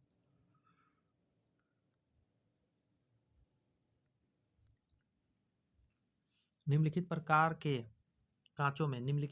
कांचों में कौन सा एक पराबैंगनी किरणों का विच्छेदन कर सकता है? पराबैंगनी किरणों का विच्छेदन करेगा कांच, तो इसको क्रूक्स कांच बोलते हैं। और आपको बता दें इसी वजह से इसका ना धूप चश्मा बनाया जाता है, सनग्लास। प्रकाश के निम्नलिखित प्रकारों में से किनका पौधे द्वारा तीव्र अवशोषण होता है? तो लाल और नीला। पौधा सबसे ज़्यादा इसी को अवशोषित करता है। लाल 1 नंबर में, 2 नंबर में नीला, फोटोसिंथेसिस के लिए। निम्नलिखित परिघटनाओं पर विचार करिए। और दृष्टि भ्रम कह रहा है, तो गोधूली में सूर्य का माप, मतलब सुबह के समय नहीं, गोधूली शाम को बोलते, शाम के समय बड़ा साइज का सूरज दिखता है। बात समझ में आया? तो ये दृष्टि भ्रम है, अपवर्तन के कारण होता है। उषा काल में सूर्य का रंग, सुबह में जो लाल रंग का दिख रहा है ये भी लाल नहीं है, उजला है, वो भी दृष्टि भ्रम है। उषा काल में चंद्रमा का दिखना, सुबह सुबह चंद्रमा का दिखना, ये भी गड़बड़ है, ये भी दृष्टि भ्रम ही है। आगे ये दोनों नहीं हो जाएगा। आकाश में तारे का टिमटिमा अपवर्तन है, और आकाश में ध्रुव तारे का दिखना, ये सब अपवर्तन के कारण हो रहा है। दृष्टि भ्रम मतलब गड़बड़ हो सरबर। प्रकाश के दृश्य वर्ण क्रम में लाल प्रकाश हरे प्रकाश में अपेक्षा अधिक ऊर्जा स्वरूपी होती है। मतलब लाल प्रकाश हरे प्रकाश की अपेक्षा अधिक ऊर्जा होती है, नहीं, ये गलत है। ऊर्जा लाल के पास सबसे कम है, बैगनी के पास सबसे ज़्यादा है। लाल प्रकाश का तरंगदैर्घ्य हरे प्रकाश से अधिक है, ये सही है। हरा से लाल का तरंगदैर्घ्य ज़्यादा है। तो इसका आंसर क्या दीजिएगा? ए गलत, डी दीजिए। ए गलत, आर सही। समझ में आ रही है? 64 का आंसर डी हो जाएगा। नेक्स्ट है, निम्नलिखित में से किसमें उच्चतम ऊर्जा होती है? हरा, पीला, नीला और लाल। तो नीला में हो जाएगा, लाल में सबसे कम ऊर्जा है। जब प्रकाश की तरंग वायु से कांच में होकर गुजरती है, वायु से कांच में गया है, ठीक है, तब कौन से परित्यय प्रभावित होंगे? तो आवृत्ति प्रभावित कभी नहीं होता है। आवृत्ति जहाँ जहाँ उसको काट दीजिए। आंसर हो जाएगा तरंगधर और वेग। तरंगधर और वेग प्रभावित हो जाता है, आवृत्ति नहीं प्रभावित होता है। 66 का आंसर क्या देंगे? डी। कह रहा है जब एक व्यक्ति तीव्र प्रकाश क्षेत्र से अंधेरे कमरे में प्रवेश करता है तो उसे कुछ समय के लिए स्पष्ट दिखाई देता। बाद में धीरे धीरे चीज़ें दिखने लग जाती। इसका कारण क्या है? तो पुतली के आकार में परिवर्तन, लेंस के व्यास का फोकस दूरी, आंखों के अंधेरे पर कुछ। आंसर हो जाएगा पुतली के आकार में परिवर्तन के कारण होता है। पुतली चेंज हो चुका होता है, जब आप जाते हैं ज़्यादा प्रकाश में तो पुतली का साइज छोटा हो जाता है, और जब अंधेरा में रहते हैं तो पुतली का साइज बड़ा रहता है, ताकि प्रकाश ज़्यादा जाए तो आपको अच्छे से दिखता है। क्लियर हो रही है बातें? यहाँ है कि उस दृष्टि दोष को क्या कहते हैं? उस दृष्टि दोष को क्या कहते हैं जिसमें किसी पदार्थ के एक तल में बिंदु केंद्र में दिखाई देते हैं, जबकि दूसरे तल में बिंदु केंद्र के बाहर दिखाई देते हैं। गौर से सुनिए, उस दृष्टि दोष को क्या कहते हैं? मान लीजिए ऐसे ऐसे हमने काट दिया लाइन, अब बिंदु इसका नहीं दिख पाना सही से, इसको बोलते हैं अबिंदुकता। क्या बोलते हैं? सी आंसर हो जाएगा 68 का, अबिंदुकता बोलते हैं इसको। बेलनाकार लेंस से इसको दूर किया जाता है। अवतल लेंस हमेशा किस प्रकार का प्रतिबिंब बनाता है? यहाँ लेंस अवतल है, तो अवतल लेंस आपको नहीं पता है, तो आप चलिए उल्टा करके उत्तल लेंस का बात कीजिए। तो उल्टा काल्पनिक हमेशा बनाता है, आभासी, तो हमेशा आभासी हो जाएगा, हमेशा आभासी हो जाएगा, ठीक है। जो ट्रिक दिया हूँ हमेशा काम करेगा, बस वो फॉलो करिए थोड़ा। नेक्स्ट है कि दृष्टि पटल रेटिना पर बना प्रतिबिंब होता है, एक तो उल्टा होता है और वास्तविक होता है, और वस्तु से छोटा होता है। कहाँ है लिखा हुआ देखिए, वस्तु के बराबर लेकिन उल्टा नहीं, वस्तु से छोटा लेकिन सीधा नहीं, वस्तु के बराबर लेकिन सीधा नहीं, वस्तु से छोटा लेकिन उल्टा, यही हो जाएगा। वस्तु से छोटा भी, उल्टा भी और वास्तविक। उल्टा है तो वास्तविक ही होगा। जवाब दीजिए इस क्वेश्चन का। आंख के किस भाग द्वारा आंख में प्रवेश करने वाले प्रकाश की मात्रा नियंत्रित होती है? आंख के किस भाग द्वारा आंख में प्रवेश करने वाले प्रकाश की मात्रा नियंत्रित होती है? तो ये आइरिस के द्वारा हो रहा होता है, आइरिस के द्वारा हो रहा होता है, ठीक है। आइरिस छोटा बड़ा हो रहा होता है आंख में। नेत्रदान में कॉर्निया दान किया जाता है। नेत्रदान में दाता क्या दान किया जाता है? कॉर्निया सिर्फ दान होता है और कुछ नहीं। मनुष्य की आंख में प्रकाश तरंगे किस स्थान पर स्नायु उद्योगों में परिवर्तित होता है? रेटिना पे, तभी तो ब्रेन के पास जाता है सिग्नल। मानव में सामान्य स्वस्थ आंख के लिए जो न्यूनतम दूरी है, कम से कम हम कितना देखेंगे? तो 25 सेंटीमीटर देखेंगे, ध्यान रखिएगा। यदि कोई व्यक्ति दूर की वस्तु को स्पष्ट नहीं देख सकता, दूर का नहीं देख पा रहा है तो निकट दृष्टि दोष है उसको, और निकट का नहीं देख पा रहा है तो दूर दृष्टि दोष, उल्टा आंसर मानना रहेगा, ध्यान रखिएगा हमेशा। दृष्टि दोष मायोपिया वाला व्यक्ति, मायोपिया एक हाइपर मायोपिया मतलब निकट दृष्टि दोष की बात कर रहा है। हाइपर मायोपिया दूर दृष्टि दोष है। निकट दृष्टि दोष वाला व्यक्ति नजदीक स्थित वस्तु को स्पष्ट रूप से देख सकता है, तो निकट दृष्टि दोष है तो हाँ, स्पष्ट रूप से नजदीक का देखेगा। बात समझा? दूर का नहीं दिखेगा उसको, उल्टा सिस्टम चलता है। निकट दृष्टि दोष की रोग मुक्त होती है, मतलब निकट दृष्टि दोष किससे दूर करेगा? तो इसका ट्रिक जान लीजिए, जीवन भर याद रहेगा। निकट ऐसे लिखते हैं आप, निकट निकट, और दूर लिखते हैं ऐसे, दूर दूर आप ऐसे लिखते हैं, दूर और दूर, दूर दृष्टि दोष। अब देखिए, जिसका नाम छोटा है ना, उसका नाम छोटा लेंस होगा, यानी इसमें उत्तर लगेगा, इसमें अवतल लगेगा। निकट में बड़ा नाम लिखा जाता है तो अवतल, दूर में उत्तल लेंस लगता है। अब आंसर दे दीजिए फटाक से। निकट दृष्टि दोष तो बड़ा लिखा जाता है तो बड़ा, अवतल लेंस आंसर हो जाएगा। निकट दृष्टि दोष में दूर का नहीं दिख रहा होता है, दूर का देखने के लिए आपको अवतल लेंस का जरूरत पड़ता है, बात समझे? और चश्मा में ऊपर अवतल लेंस लगता है कि नीचे? तो एक ही लेंस चश्मा में दोनों लेंस लगता है जिस समय, तो ऊपर अवतल लगाया जाता है, नीचे उत्तल लगाया जाता है। नेक्स्ट आपका कि दूर दृष्टि दोष से पीड़ित व्यक्ति को, दूर दृष्टि दोष है, दूर की वस्तु दिखाई नहीं देती, गलत है। निकट की वस्तु दिखाई नहीं देती, हाँ ये सही है। दूर दृष्टि दोष है तो निकट की वस्तु उसको नहीं दिखेगा।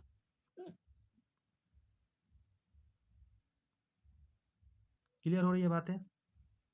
200 क्वेश्चन तक जाना है, हिम्मत बना के रखिए। दूर दृष्टि दोष से पीड़ित व्यक्ति, दूर दृष्टि दोष से पीड़ित व्यक्ति के चश्मे में क्या होगा? तो दूर दृष्टि दोष छोटा लिखा जाता है तो उत्तल लेंस रहता है। बुढ़ापे में दूर दृष्टिता वह खराबी होती है जिसमें लेंस प्रत्यास्था खो देता है, समझे? इसमें दोनों आँख खराब हो जाते हैं, ना दूर दिखता है ना पास दिखता है, क्योंकि प्रत्यास्था उसका जो लचक है सिलियरी पेशी का, वो सिलियरी पेशियों का वो गड़बड़ हो जाता है। नेक्स्ट है कि वर्णांधता को किस लेंस से दूर कर सकते? तो कोई लेंस से नहीं। वर्णांधता जो होती है, ये कलर ब्लाइंडनेस, ये जेनेटिक्स है, ये प्रॉब्लम है, इसका दूर नहीं कर सकते आप लेंस से। जरा दृष्टि दोष प्रेस बायोपिया के उपचार के लिए क्या किया जाता है? तो इसको बाइफोकल लेंस का प्रयोग करते हैं, बाइफोकल लेंस जरा दृष्टि दोष में। अबिंदुकता में बेलनाकार लेंस, और जरा दृष्टि में बाइफोकल लेंस। बाइफोकल का मतलब एक चश्मा होगा, ऊपर होगा अवतल और नीचे होगा उत्तल लेंस लगा हुआ। इसमें दूर भी नहीं दिखता है सही से, नज़दीक भी नहीं दिखता है, बुढ़ापा लोग को होता है ज़्यादातर ये। मानव नेत्र कैमरे के समान है, अतः इसमें एक लेंस निकाय और नेत्र लेंस का क्या बनाता है? देखिए क्वेश्चन क्या बनाता है ये इधर। अच्छा, दृष्टिपटल पिंड का सीधा या ऊर्ध्वाधर वास्तविक। दृष्टिपटल मतलब रेटिना का बात कर रहा है, रेटिना पर पिंड का प्रतिलोमी और आभासी, यही हो जाएगा। उल्टा बनाएगा और आभासी रहेगा, सीधा तो बनता नहीं आँख के अंदर। मैच द कॉलम है।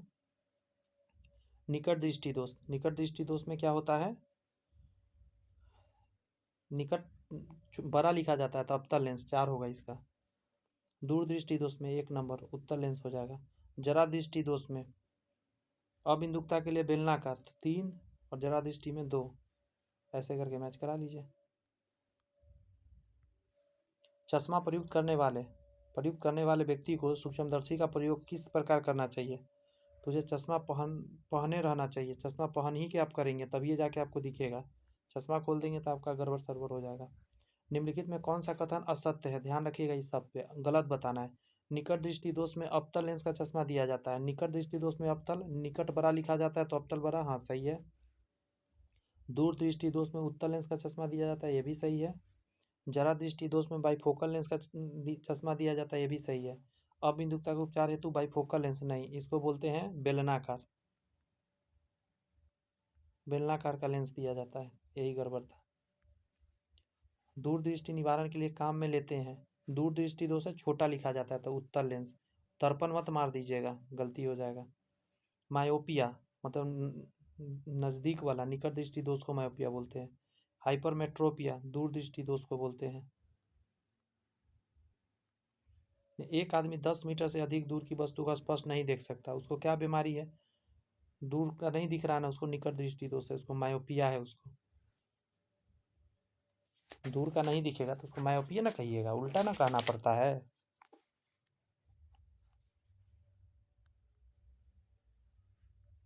नेक्स्ट है कि एक मनुष्य 1 मीटर से कम दूरी की वस्तु को स्पष्ट नहीं देख सकता है, वह व्यक्ति किस दोष से पीड़ित है? तो नज़दीक का नहीं दिख रहा है तो उसको दूर दृष्टि दोष है। क्लियर है?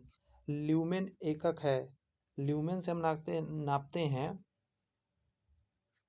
ज्योति फ्लक्स को, ल्यूमेन ज्योति फ्लक्स को, और ज्योति तीव्रता है कैंडेला, ज्योति तीव्रता का कैंडेला है, ज्योति फ्लक्स का क्या है? ल्यूमेन। नहीं, दूरबीन टेलीस्कोप क्या है? दूर की चीज दिखने वाला है, जिससे दूर का चीज हम देखते हैं, दूर का वस्तु हम लोग देखते हैं। ठीक है, आगे है आपका कि घड़ी साज के बारीक पुर्जों को देखने के लिए बड़ा आवर्धक लेंस का प्रयोग करते हैं, जिसको बड़ा करके दिखाएगा, आवर्धक। जीव विज्ञान की प्रयोगशाला में सूक्ष्म कोशिकाओं या जीवों को आवर्धित प्रतिबिंब देखने के लिए किसका उपयोग किया था? आवर्धक लेंस। 1 मिनट, वहाँ पे होता है संयुक्त सूक्ष्मदर्शी, आवर्धक लेंस नहीं, संयुक्त सूक्ष्मदर्शी से दिखेगा, आवर्धक लेंस से नहीं दिखेगा। दूर की वस्तु के निरीक्षण के लिए दूर का चीज देखना है तो दूरदर्शी का प्रयोग करिएगा। बात समझे? दूर का चीज है दूरदर्शी। दूरबीन का आविष्कार किया था, ये किनके द्वारा किया गया था? Any idea? गैलीलियो ने किया था। दूरबीन का आविष्कार किसने किया था? गैलीलियो ने। अवतल लेंस प्रयुक्त होता है सुधार हेतु, अवतल बड़ा लिखा जाता है तो निकट दृष्टि दोष में। प्रकाश छोटे छोटे कणों से मिलकर बना है, यह सब उसको बोलते हैं फोटॉन। प्रकाश छोटे छोटे कण से मिला है, वो एक बंडल में चलता है, उसे फोटॉन के नाम से जानते हैं हम लोग। प्रकाश तरंग किस प्रकार का तरंग है? तो प्रकाश तरंग जो है, ध्यान रखिएगा, आगे पीछे करके चलता है। 1 मिनट रुक जाइएगा।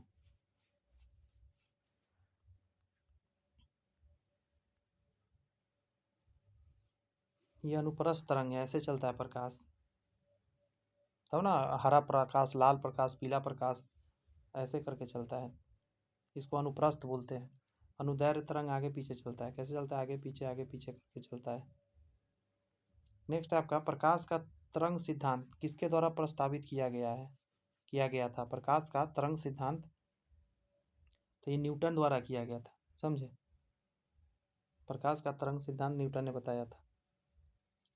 निम्नलिखित में से कौन सी प्रघटना या निर्णय लेने में सहायक होती है कि प्रकाश एक अनुप्रस्थ तरंग है?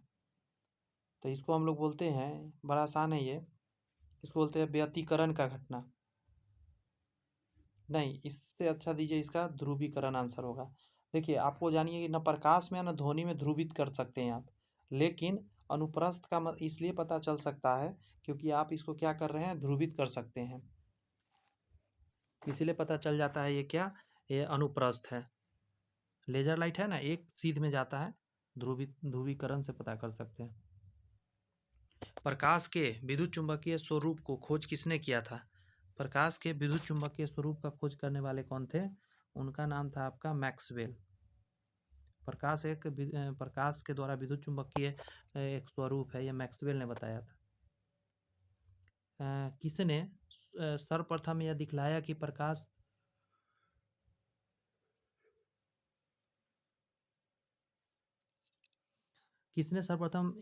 कि प्रकाश तरंगों का विवर्तन होता है? विवर्तन बताने वाले थे, उनका नाम था कौन थे? ये थे ग्रेमाल्डी थे, जिन्होंने विवर्तन के बारे में बताया था। देखिए, चुंबकीय प्रभाव बताने वाले मैक्सवेल थे और विवर्तन के बारे में ग्रेमाल्डी ने बताया था। प्रकाश विद्युत प्रभाव का प्रतिपादन किया। प्रकाश विद्युत प्रभाव का प्रतिपादन किनके द्वारा? न्यूटन के द्वारा हुआ था। एक मिनट रुक जाइए, एक मिनट। आइंस्टीन ने किया था, माफी चाहते हैं। E बराबर mc² इनका ही है ना। आइंस्टीन ने किया था प्रकाश विद्युत प्रभाव का। फोटो इलेक्ट्रिक सेल बोलते हैं। निम्नलिखित में से फोटो इलेक्ट्रिक इफेक्ट बोलते हैं। निम्नलिखित में से कौन सी घटना प्रकाश और ध्वनि दोनों में घटित नहीं होती है? तो ध्रुवण की घटना, अभी मैंने बताया आपको, लेकिन इसको कृत्रिम तरीका से आप करा सकते हैं। किसी अवरोध के, गौर से सुनिए, किनारे से प्रकाश का मुड़ना क्या कहलाता है? अभी हम कुछ देर से नाम उसका ले रहे हैं, उसी को हम लोग बोलते हैं विवर्तन। कॉर्नर है कहीं पे, प्रकाश ऐसे जा रहा है, यहाँ से हल्का सा टिल्ट हो जाएगा, मुड़ जाएगा, विवर्तन बोलते हैं इसको, कॉर्नर से मुड़ना। निम्नलिखित में से कौन सा सिद्धांत प्रकाश के तरंग प्रकृति को पुष्टि करता है? तो पहला हो जाएगा न्यूटन का कनिका सिद्धांत, यही कण के बारे में बताता है। एक सेकंड रुकिएगा जरा, माफी चाहते हैं, एक सेकंड दीजिए। नहीं, कौन सा सिद्धांत प्रकाश के तरंग प्रकृति, माफी चाहते हैं, तरंग की बात कर रहा है, थोड़ा सा हम गलती कर दिए। कण की प्रकृति अगर पूछेगा तो न्यूटन का कनिका सिद्धांत, लेकिन यहाँ पूछे, ये व्यतिकरण से पता चल जाएगा। व्यतिकरण का सिद्धांत जो है बताता है कि यह एक तरंग की तरह काम करता है। प्रकाश से विकिरण की प्रकृति होती है, तो तरंग और कण दोनों के समान होता है, दोनों के जैसा।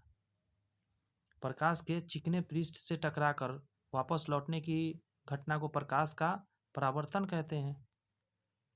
और विवर्तन या व्यतिकरण का कहाँ होता है? जब कॉर्नर से मुड़ता है, किसी कॉर्नर से टकरा के, शार्प चीज से। प्रकाश में ध्रुवण की घटना से यह सिद्ध होता है कि प्रकाश तरंगे ध्रुवत, अगर आप ध्रुवित कराते हैं तो इससे पता चलता है कि यह क्या है? अनुप्रस्थ तरंग है। इससे पता क्या चलता है कि अनुप्रस्थ तरंगे है। क्लियर हो रही है बातें? नेक्स्ट आपका, सूर्य लगभग 4 × 10 के बाद 26 जूल प्रति सेकंड दर से ऊर्जा दे रहा है। सूर्य में इतनी ऊर्जा निकलने से उसका द्रव्यमान किस दर से कम हो रहा है? ये थोड़ा रटना पड़ेगा आपको, बात समझे। ये है 4 × 10 के पावर 9 kg प्रति सेकंड। 4 × 10 के पावर 9 kg प्रति सेकंड। प्रकाश का वेग सर्वप्रथम किसने ज्ञात किया था? रोमर ने किया था। रोमर नाम के व्यक्ति ने प्रकाश का सर्वप्रथम वेग बताया था। प्रकाश का वेग किसमें अधिकतम होता है? तो प्रकाश निर्वात में सबसे तेज चलता है। माध्यम के तापमान में वृद्धि के साथ प्रकाश की गति बढ़ जाएगी। अगर आप गर्म कर देंगे तो प्रकाश, एक मिनट, एक सेकेंड दीजिए जरा। माध्यम के तापमान में वृद्धि पर वैसी की वैसी रहेगी, ध्वनि बढ़ जाता है, माफी चाहते हैं।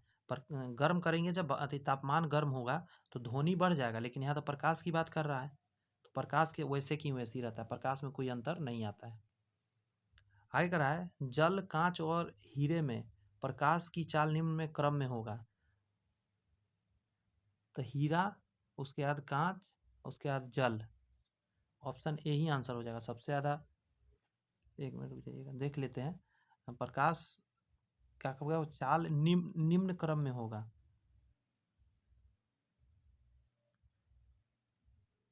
बी दीजिए इसका आंसर। सबसे तेज जल में, उससे कांच में, तब हीरा में, सबसे स्लो हीरा में होगा। क्लियर हुई बात है? क्योंकि इसका चिन्ह पर ध्यान रखना पड़ेगा ना। चंद्रमा में पृथ्वी तक आने में प्रकाश को लगभग कितना समय लगता है? तो 1 सेकंड लगता है।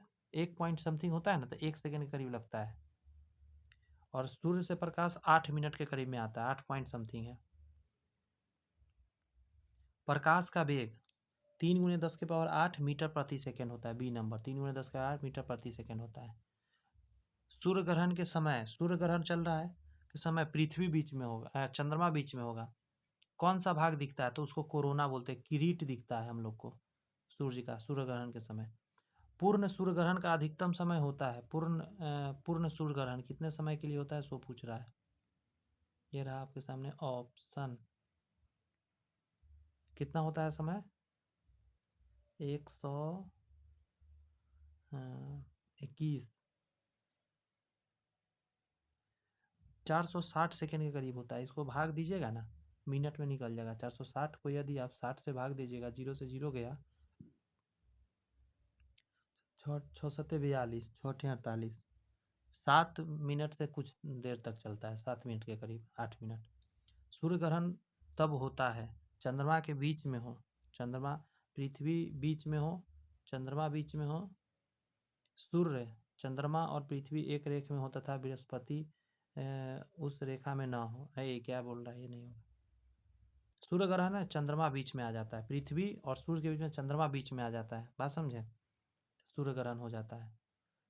चंद्र ग्रहण घटित होता है, चंद्र ग्रहण घटित हो रहा है तो उस दिन क्या होगा? अमावस्या होगा।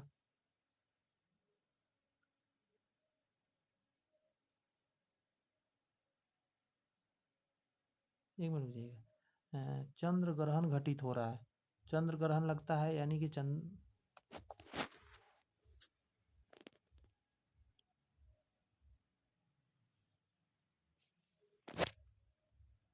ध्यान रखिएगा थोड़ा सा, यहाँ पे पूर्णिमा के दिन ही होता है हमेशा चंद्र ग्रहण, क्योंकि पूर्णिमा को रात को सबसे ज़्यादा प्रकाश आ रहा होता है। बात समझ में आ रही है? तो अब ऐसा मत सोचिए कि हर महीना के पूर्णिमा को चंद्र ग्रहण होगा। चंद्र ग्रहण कभी कभार होता है, लेकिन जब भी होएगा तो पूर्णिमा के दिन होगा, क्योंकि प्रकाश पूरी पृथ्वी पर आ रहा होता है और धीरे धीरे चंद्रमा को ढकते चला जाता है पृथ्वी, और प्रकाश आना बंद हो जाता है। अब गौर से सुनिएगा जरा। अब इसका विपरीत होगा, सूर्य ग्रहण कब होगा? तो ये अमावस्या का होगा, हमेशा जब भी होगा, ध्यान रखिएगा। आगे कहा जा रहा है, एक काटा हुआ हीरा क्यों जगमगाता है? इसकी आंतरिक संरचना के कारण, प्रकाश के शोषण के कारण, पूर्ण आंतरिक परावर्तन के कारण। क्या हो रहा होता है? पूर्ण आंतरिक परावर्तन के कारण वो चमक रहा होता है हीरा। पानी से भरे किसी बर्तन में पड़ा एक सिक्का, तो अपवर्तन डाल दीजिए ना, बिना पढ़े हुए ज़्यादा। अपवर्तन के कारण, प्रकाश के अंदर सिक्का ऊपर उठा हुआ दिखेगा, प्रकाश के अपवर्तन के कारण। पानी में लटका कर बैठे हुए व्यक्ति को उसके पैर मुड़ा हुआ या छोटा दिखाई पड़ता है, पानी के अंदर है तो अपवर्तन के कारण। यह है आपका, जब एक कॉम्पैक्ट डिश सीडी सूर्य के प्रकाश में देखी जाती है तो इंद्रधनुष के समान रंग दिखाई देते हैं। इसकी क्या व्याख्या की जा सकती है? तो वहाँ पे हो रहा होता है परावर्तन एवं विवर्तन की परिघटना के कारण हो रहा होता है। क्या होता है? परावर्तन हो रहा होता है और विवर्तन भी हो रहा है। विवर्तन मतलब प्रकाश का फैलना, ध्यान रखिएगा। जल के अंदर पड़ी हुई मछली किस कारण से अपनी वास्तविक गहराई से कुछ ऊपर उठाई देखती है? तो अपवर्तन के कारण। जल के अंदर मौजूद व्यक्ति किस कारण से जल की सतह से ऊपर की वस्तु को अपने वास्तविक स्थिति से अपेक्षाकृत ऊंचाई पर देखता है? तो अपवर्तन के कारण। नेक्स्ट है आपका कि पानी में डूबी हुई लकड़ी मुड़ी हुई दिखाई देती है, अपवर्तन के कारण। क्या हो जाएगा? अपवर्तन के कारण। नेक्स्ट है कि जब प्रकाश की किरण विरल माध्यम से सघन माध्यम में जा रही है, विरल है ऊपर और सघन में जा रही है, सीधी दिशा में चलती है, अभिलंब की ओर मुड़ती है, जी हाँ, सघन में जाएगी तो अभिलंब के पास आएगी, यही आंसर हो जाएगा। और विरल में जाने पर अभिलंब से दूर हटती है। पूर्ण आंतरिक परावर्तन होता है जब प्रकाश जाती है, याद रखिएगा, हमेशा याद रखिएगा, ये सघन है ना, सघन से जब प्रकाश जाएगा विरल में, उस समय होता है पूर्ण आंतरिक परावर्तन, ऐसे अंदर ही अंदर रह जाता है। इसका आंसर हो जाएगा सघन माध्यम से विरल माध्यम की ओर आपतन कोण क्रांतिक कोण से अधिक हो, यही आंसर होगा। जब आपतन कोण क्रांतिक कोण से अधिक हो जाता है, इसको समझाया क्या? देखिए गौर से सुनिए, यहाँ से प्रकाश जा रहा था, ये थोड़ा सा ऐसे टेढ़ा होकर जाएगा, ऐसे नहीं जा पाएगा। अब आपने क्या किया, इस प्रकाश को यहाँ से कर दिया, मैं कलर चेंज कर रहा हूँ तब आपको अच्छे से दिखेगा। प्रकाश अब यहाँ से आप गए, तो इस बार प्रकाश कहाँ से जाएगा? यहाँ से जाएगा। पिछली बार यहाँ से गया था, इस बार यहाँ से। अब आप अगली बार क्या किए, आपने कहा कि मैं थोड़ा सा और चेंज करूँगा, प्रकाश को यहाँ ले जाऊँगा, तो प्रकाश क्या करेगा, यहाँ पूरा सीधा आ जाएगा, सीधा। जिस समय यहाँ से प्रकाश गया ये पूरी एकदम क्षैतिज तल पर आ गया, यानी पूरा यहाँ 90 डिग्री बन गया यहाँ अभिलंब के साथ, तो इसको क्रांतिक कोण बोलते हैं। तो क्रांतिक कोण जब तक रहेगा उस समय तक ना पूर्ण आंतरिक परावर्तन नहीं होगा। लेकिन अगर आपके मन में बदमाशी आया, शैतानी, और आपने कहा कि थोड़ा सा और मैं ऊपर करूँगा, हरा वाला को देखिएगा, अब ये अंदर आ जाएगा, मतलब प्रकाश गया और अंदर ही आ गया, बाहर निकल ही नहीं पाया। दिस इज द पूर्ण आंतरिक परावर्तन। क्या हुआ, आप कहेंगे पीला वाला जो मैं बनाया था ये क्या था, क्रांतिक कोण से बड़ा हो गया ना, क्योंकि 90 से ज़्यादा हो गया, आप उस समय जाके ये घटना हो रहा होता है, इसलिए आंसर ये होगा। मुझे लगता है समझ में आया होगा, बहुत लोग तो पहली बार ये जान रहे होंगे। इंद्रधनुष किस कारण से बनता है, तो अपवर्तन, अपवर्तन तो होगा ही होगा, और इसके साथ क्या होगा,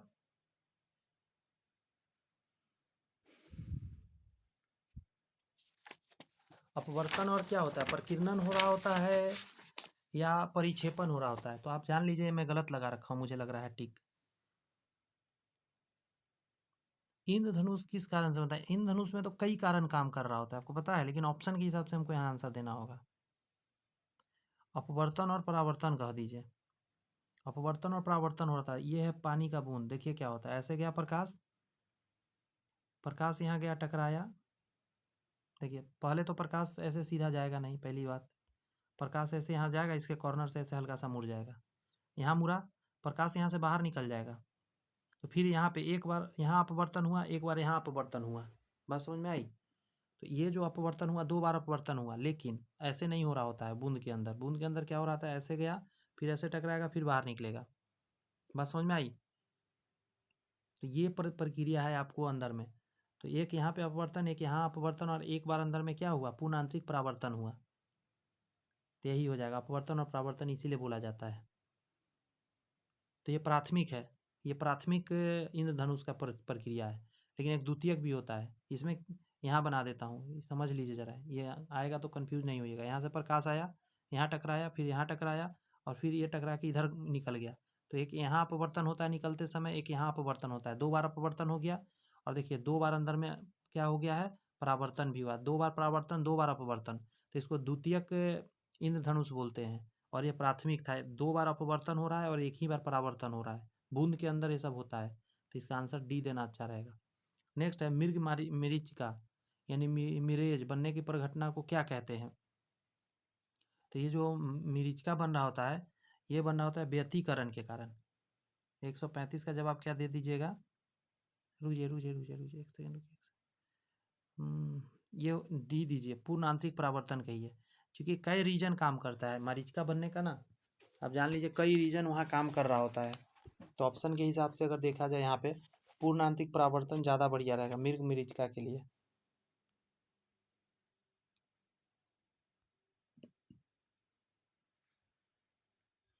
देखिए यहाँ पे समझिएगा ज़रा, यहाँ आंसर होगा आपका पूर्ण आंतरिक परावर्तन। ये ना थोड़ा सा ना ऑड सा लगेगा, लेकिन आपको समझना पड़ेगा। देखिए होता क्या है, मान के चलिए ये कोई रेगिस्तान का पार्ट है, आप यहाँ से अवलोकन कर रहे हैं, यहाँ पे आप इस जगह पे हो रहा है क्या कि प्रकाश आया, यहाँ नीचे गर्म हो चुका है, पूरा हवा हीट है, हवा हीट है, यानी कि यहाँ पे विरल माध्यम बन चुका है, और यहाँ पे मान के चलिए आपका आँख के बीच में यहाँ पे ठंडी हवा है, प्रकाश यहाँ आया था, प्रकाश अब आगे बढ़ना चाह रहा है, प्रकाश जैसे ही विरल से सघन में घुसना चाहता है, बात समझ में आ रही है, प्रकाश जब जा रहा होता है, यहाँ पे चूंकि क्या है विरल माध्यम हो गया, यहाँ पे है, गौर से सुनिएगा, यहाँ पे है सघन माध्यम। अब प्रकाश जैसे ही सघन से विरल की तरफ बढ़ेगा इस तरफ, तो इसी में मूव कर जाता है, बात समझ में आ रहा है, हमारे आंखों से जो प्रकाश जा रहा है, मतलब हमारे आंखों के पास प्रकाश आएगा, और तो यहाँ का चीज़ हमें दिखेगा। यहाँ घटना हो क्या रहा होता है कि मेनली तो अपवर्तन हो रहा होता है, लेकिन ऑप्शन में अपवर्तन नहीं है, तो हमको मानना होगा पूर्ण आंतरिक परावर्तन, क्योंकि ये भी एक अपवर्तन का ही घटना है, पूर्ण आंतरिक परावर्तन, इसीलिए समझ रहे हैं बात, यहाँ मारना मेरी मजबूरी हो रही है। वैसे वहाँ अपवर्तन हो रहा होता है, यहाँ अपवर्तन से रिलेटेड ना ये है ना ये है ना ये है, तो किसको मारिएगा, डी मारिएगा। वैसे यहाँ पे एक चीज़ लॉजिक, अब पूर्ण आंतरिक परावर्तन का गलती कैसे हो रहा है, यहाँ पे मान के चलिए गर्म है हवा, तो यहाँ पे तो घनत्व कम गया, और बाहर में क्या है घनत्व ज़्यादा है, तो यहाँ का प्रकाश बाहर निकलेगा, और बाहर जाएगा, तो यहाँ पे तो अब पूर्ण आंतरिक परावर्तन नहीं होगा, लेकिन हाँ बाहर से जब अंदर जाता है, ये चीज़ समझने वाली बात है। बाहर से प्रकाश अंदर जाता है तो बाहर ही बाहर क्या होता है, घूमने लग जाता है प्रकाश, अंदर नहीं जा पाता है जहाँ पे गर्म होता है। इसीलिए इस जगह पे इस टाइप का चीज़ हमको दिखता है। और ये सब तो याद करने का चीज़ है, प्रैक्टिकल समझना मुश्किल है थोड़ा सा, लेकिन कोशिश कर रहे हैं कि ताकि माइंड में रहे। पेट अथवा शरीर के अन्य आंतरिक भागों को अन्वेषण करने के लिए इंडोस्कोपी किया जाता है। इसमें जानते हैं पूर्ण आंतरिक परावर्तन का काम किया जाता है। उसी के घटना से देखा जाता है कि अंदर में क्या हो रहा होता है, ऑप्टिकल फाइबर द्वारा। कह रहा है तरल से भरे हुए बीकर का तल किस कारण से कुछ ऊपर उठा दिखता है, तो अपवर्तन के कारण। किसी भी चीज़ पानी के अंदर है तो अपवर्तन। सूर्य से प्रकाश का आंतरिक परावर्तन हो सकता है। सूर्य से प्रकाश का आंतरिक परावर्तन हो सकता है यदि प्रकाश, ध्यान रखना है, अभी मैंने बताया सघन से विरल में जा रहा हो तब कहाँ है इसे चेक कीजिए। कांच से वायु है ना, सघन से विरल, यहीं पे आंसर हो जाएगा। चटका हुआ कांच चटकीला प्रतीत होता है, मतलब टूटा हुआ कांच थोड़ा टूटा हुआ प्रतीत होता है, तो वहाँ क्या मतलब कारण है से पूछ रहा है आपसे। तो वहाँ पूर्ण आंतरिक परावर्तन के कारण ऐसा चटकीला दिख रहा होता है। इंद्रधनुष तब बनते हैं जब सूर्य का प्रकाश, इंद्रधनुष बनाना है वायुमंडल में वर्षा बूंदों पर गिरने से अपवर्तन और आंतरिक परावर्तन के कारण, यही होगा।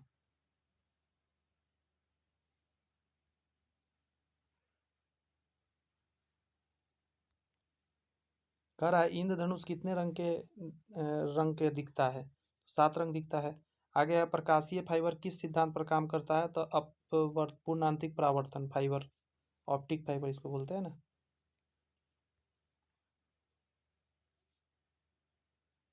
यहाँ आपका संबंधित माध्यम युग में क्रांतिक कोण से अधिक आयतन कोण का सघन से विरल में जाने वाली प्रकाश किरण क्या होता है, इसको बोलते हैं समग्र आंतरिक परावर्तन या पूर्ण आंतरिक परावर्तन हो रहा होता है। इसको पढ़िए। कह रहा है दृष्टि का एक दोष दीर्घ दृष्टि, जिसमें दीर्घ दृष्टि दोष हो गया तो कोई व्यक्ति दूरस्थ वस्तु का स्पष्ट नहीं देख सकता है, तो गलत हो गया नहीं है बात। दीर्घ दृष्टि दोष में दीर्घ का वस्तु तो देख ही पाएगा आदमी, कोई व्यक्ति निकट वस्तु को स्पष्ट नहीं देख सकता। हाँ, ये आंसर हो जाएगा। दीर्घ दृष्टि दोष है तो दूर दिखेगा, नजदीक नहीं दिखेगा। आंख का निकट बिंदु समान स्थिति से दूर हट जाता है, तो दूर कौन सा है, दीर्घ दृष्टि दोष है ना, तो हाँ। आंख का दूरस्थ बिंदु हटकर आंख की ओर जा सकता है।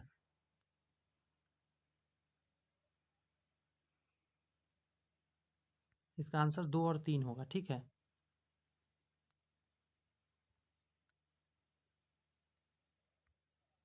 यौगिक सूक्ष्मदर्शी क्या होता है, आंसर हो जाएगा यौगिक सूक्ष्मदर्शी ऐसा सूक्ष्मदर्शी जिसमें लेंसों के 2 सेट होते हैं। ऐसा सूक्ष्मदर्शी जिसमें लेंसों के 2 सेट होते हैं, एक नेत्रकार लेंस और एक नेत्रक।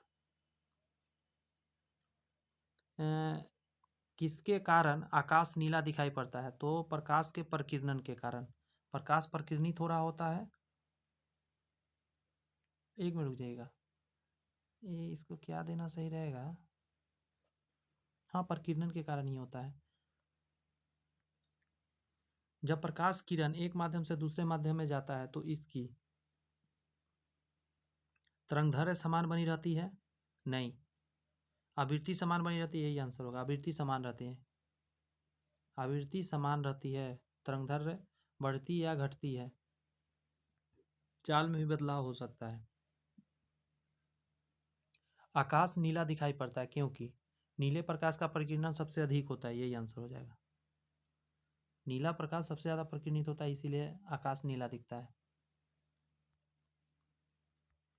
वातावरण में प्रकाश का विसरण निम्नलिखित की वजह से होता है।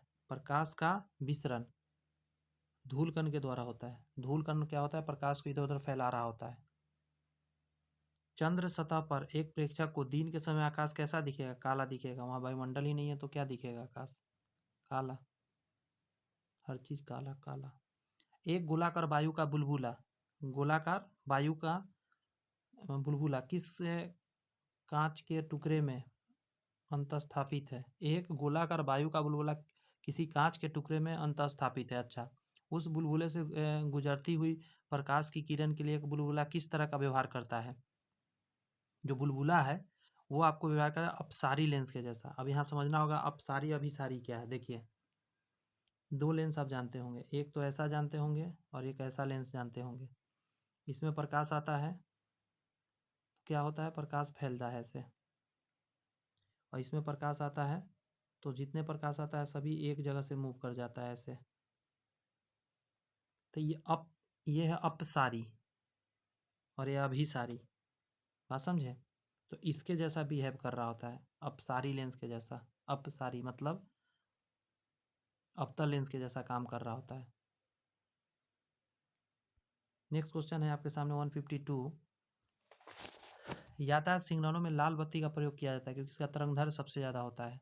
लाल रंग सबसे कम भी परिक्षेपित होता है, यही आंसर हो जाएगा। ये सबसे कम फैलता है।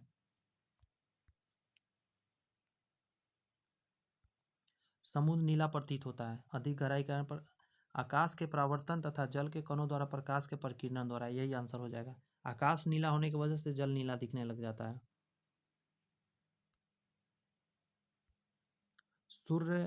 सूर्योदय और सूर्यास्त के समय वायुमंडल में लालिमा किस कारण छा जाता है? तो प्रकाश के, इसको बोलते हैं प्रकीर्णन के द्वारा। प्रकाश प्रकीर्णित हो रहा होता है, इसी किरण से ऐसा होता है। इंद्रधनुष में किस रंग का विक्षेपण अधिक होता है? विक्षेपण सबसे ज़्यादा नीला रंग का ही होगा। इंद्रधनुष सॉरी बैगनी है तो बैगनी को मारिए, नीला से ज़्यादा कारगर बैगनी को आंसर देना रहेगा। लाल सबसे कम। तारे आकाश में वास्तव में कितनी ऊंचाई पर होते हैं? वे उसमें अधिक ऊंचाई का प्रतीत होते हैं। ज़्यादा ऊंचाई इसलिए दिख रहा होता है, इसको बोलते हैं वायुमंडलीय अपवर्तन के कारण। वायुमंडल में अपवर्तन के कारण कोई चीज़ दूर दिखता है या पास दिखता है। सूखा बालू चमकीला क्यों दिखाई देता है जबकि गीला बालू भद्दाहीन दिखता है? तो सूखा बालू चमकीला क्यों दिखता है, तो इसका कारण देंगे।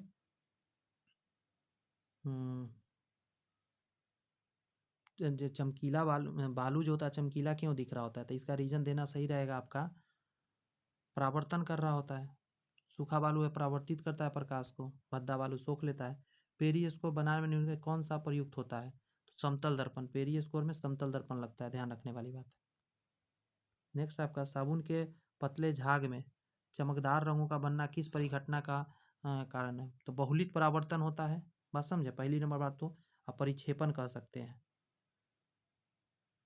लेकिन नहीं, व्यतिकरण बोलो इसको आप। परावर्तन, बहुलित परावर्तन मतलब कई बार परावर्तित होता है और व्यतिकरण का घटना होता है वहां पे।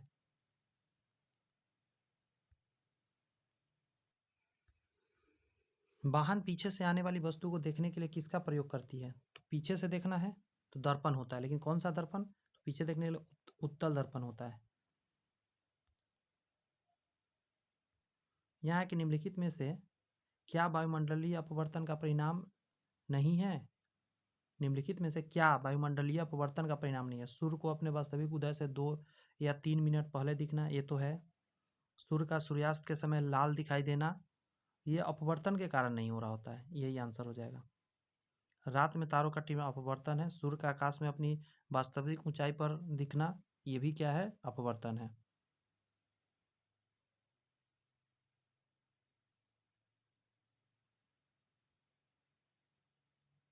रोगियों के दांत देखने में दांत चिकित्सक द्वारा प्रयुक्त अवतल लेंस होगा, अवतल दर्पण, सॉरी अवतल दर्पण का प्रयोग होगा।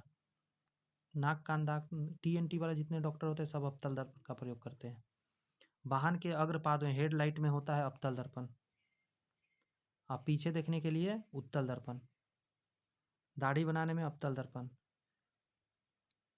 1/v प्लस 1/u बराबर 1/f, ये दर्पण सूत्र है। 1/v माइनस 1/u बराबर 1/f, ये है लेंस सूत्र। अब यहाँ देख लीजिए जरा, 1/v प्लस 1/u बराबर 1/f, सी आंसर हो जाएगा, दर्पण सूत्र है ये।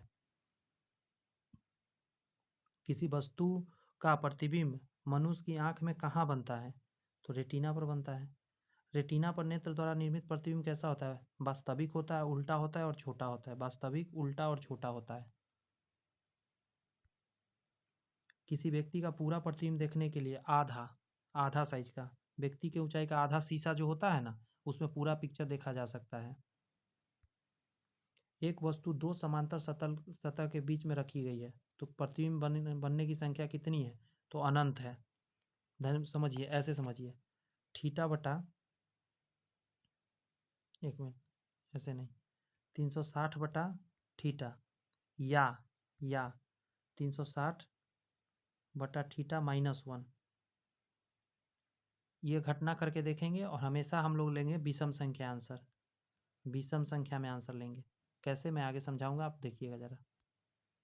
जैसे इस क्वेश्चन को देखिए, इसका आंसर बताया ना, अनंत बन रहा होता है, ये समझिए। दो समांतर समतल दर्पण है 90 डिग्री का कोण पर, तो देखिए 360 को आप भाग दीजिए 90 से, 0 से 0 काटिए, 9 चौक 36, 4, तो 4 आंसर नहीं हो सकता। तब आपको कौन सिस्टम पर जाना होगा? एक इसमें से कम करना होगा, यानी कि ये सिस्टम देखिए 360 बटा 90 और -1, यहाँ से विषम नहीं ना मिला था, तो एक कम करेंगे तो विषम मिलना जाएगा, बस आंसर हो गया। यहाँ से जब काटिएगा तो देखिए 4 आएगा, 4 में से 1 गया 3, तो इसका आंसर क्या होगा पता है? 90 डिग्री पर 3 गो पिक्चर आपको दिखेगा। इसमें कह रहा है कि जब समतल दर्पण की सहायता से किसी वस्तु को 3 प्रतिबिंब प्राप्त करने के लिए दर्पण को कितना रखना होता है? ये फॉर्मूला लगाते हैं, 360 बटा थीटा बराबर 3 प्रतिबिंब, तो 3 से काटिए, 3 × 3, 3 दूनी 6, 0, 120 आ रहा है। आप एक चीज़ समझिएगा ज़रा, विषम संख्या 120 आया, अब ऑप्शन में तो है नहीं, तो आप क्या करेंगे, इसका लॉजिक समझिएगा ज़रा। 3 प्रतिबिंब आपको मिल रहा है, तो आप क्या कर सकते हैं, यहाँ फार्मूला 1 वाला लगा सकते हैं। बात समझ में आ रही है? सॉरी, विषम संख्या है, तो इसमें दिमाग ये लगाना है कि यहाँ पे -1 रहा होगा तब आया होगा, तो आप इसमें +1 कर दीजिए, समझे? तब इससे निकाल सकते हैं आप काट के, 4 से काटेंगे 90 बार में कटेगा। थोड़ा सा करके देखेंगे, प्रैक्टिस हो जाएगा। कह रहा है 60 डिग्री पर, तो निकालते हैं, 360 को आप भाग दीजिए 60 से, 0 से 0, 6 बार में, 6 तो आंसर होगा नहीं, एक कम कर दीजिए, इसमें से 5 आंसर हो जाएगा, 172 का आपका हो जाएगा सी। समझ में आ रही है बातें? अभिसारी लेंस वह होता है, अभिसारी ये है, अभिसारी जो सब एक जगह मिला दे, एक जगह, अभिसारी, अपसारी फैलाता है। तो अभिसारी कौन सा लेंस हुआ? उत्तल लेंस हुआ। उत्तल क्या करता है?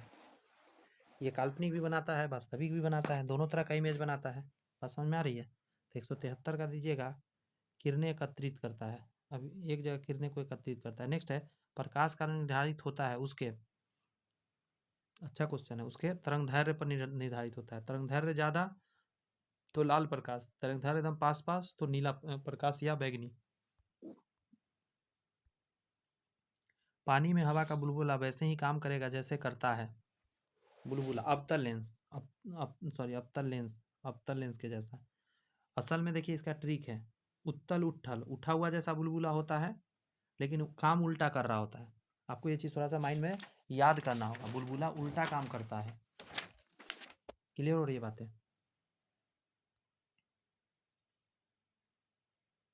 अवतल लेंस के जैसा काम करता है। हम पृथ्वी के पृष्ठ पर सूर्य का प्रकाश प्राप्त करते हैं, यह प्रकाश के किस प्रकार के किरण पुंज है? समांतर किरण पुंज, दूर से आता है वो समांतर किरण पुंज होता है। डायोप्टर किसकी इकाई है? तो लेंस की क्षमता की, लेंस की क्षमता हो डायोप्टर में नापते हैं। आगे है कि धूप के चश्मे की क्षमता क्या होती है? 0। धूप के चश्मा का डायोप्टर थोड़े ना होता है, वो तो नॉर्मल सीधा सा होता है, क्रूक्स कांच का बना हुआ जो आंखों को बचाता है। एक लेंस का फोकस स्थानांतर 25 सेमी है, तो उसकी क्षमता कितनी होगी? हम जानते हैं डी बराबर होता है 1/f, तो यहाँ डालिए 1/25 डालिएगा, सेंटीमीटर में है तो 100 ऊपर कर देते हैं, मीटर में आ गया 25 चौका 100, 4 आ जाएगा, चूंकि प्लस में दिया हुआ था यहाँ सेंटीमीटर, तो 4 डायोप्टर प्लस में आंसर दीजिएगा ये वाला। नेक्स्ट क्वेश्चन है, इतना मीटर है तो इसकी क्षमता निकालना है, तो निकाल लेते हैं जरा। डी बराबर क्या करिएगा, 1/f होता है, वैल्यू डालेंगे 1/0.2, मीटर में इसलिए पॉइंट हटा के ऊपर 0 डाल दीजिए, 2 से काट दीजिए 5 बार में, प्लस में आ जाएगा, डी नंबर आंसर हो जाएगा +5।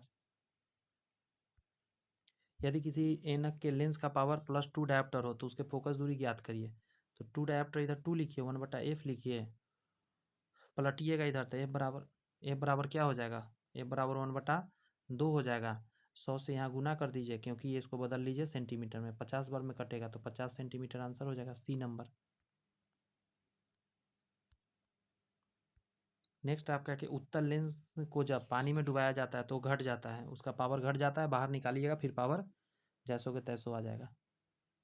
प्रिज्म में प्रकाश की रंग का विभाजन कहलाता है प्रकाश का विक्षेपण, वर्ण विक्षेपण या विक्षेपण कह सकते हैं। प्रिज्म से गुजरने पर सूर्य के प्रकाश की किरणें विभिन्न रंगों में विभक्त हो जाते हैं। प्रकाश किरणें विद्युत चुंबकीय तरंगे हैं। प्रिज्म की दो सतह का किरण का विचलन होता है। प्रिज्म की दो सतह का किरण का अपवर्तन होता है। यही आंसर हो जाएगा। एक मिनट, नहीं नहीं नहीं नहीं, यहाँ पे आंसर देना सही रहेगा डी नंबर, समझे कि विभिन्न विभिन्न रंगों का विचलन अधिक अधिक मतलब जो कोण बनता है वो अलग अलग होता है इसीलिए। श्वेत प्रकाश कितने रंग के मेल से बना होता है? तो 7 रंग के मेल से। आगे कहा जा रहा है आपको कि श्वेत प्रकाश जब प्रिज्म से होकर गुजरता है तो वह वर्ण सबसे अधिक विचलित होता है। वह कौन सा? सबसे ज़्यादा जो विचलित बैगनी रंग है, सबसे कम वो लाल है। प्रथम रंग है प्राथमिक रंग है प्रकृति में पाए जाने वाले रंग, इंद्रधनुष के रंग, श्वेत प्रकाश के स्पेक्ट्रम के रंग, वे रंग जो अन्य रंगों के मिश्रण से उत्पन्न नहीं किए जा सकते। यही आंसर देना सही रहेगा। आप किसी दूसरे रंग को मिला के इसको नहीं निर्माण कर सकते इसका। यहाँ है कि 3 मूल रंग कौन है? तो हरा, नीला और लाल। नीला, लाल और हरा, सी हो जाएगा। श्वेत प्रकाश का अपने भिन्न भिन्न रंगों में अलग होने की प्रक्रिया को वर्ण विक्षेपण बोलते हैं। वर्ण विक्षेपण। निम्न से कौन सा प्राथमिक रंग नहीं है?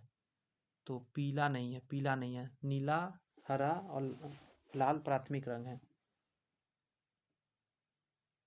निम्नलिखित में किस रंग का तरंगदैर्घ्य अधिकतम होता है? तो लाल का सबसे ज़्यादा तरंगदैर्घ्य है और सबसे कम बैगनी का है, नीला का। निम्नलिखित में से कौन सा रंग सम्मिश्रण दिन और रात के समय सर्वाधिक सुविधाजनक होता है?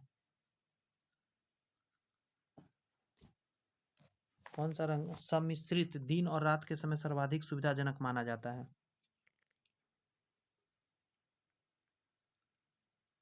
लाल और हरा।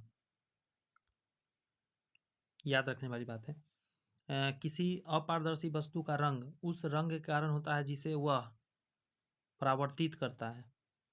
ध्यान रखिएगा।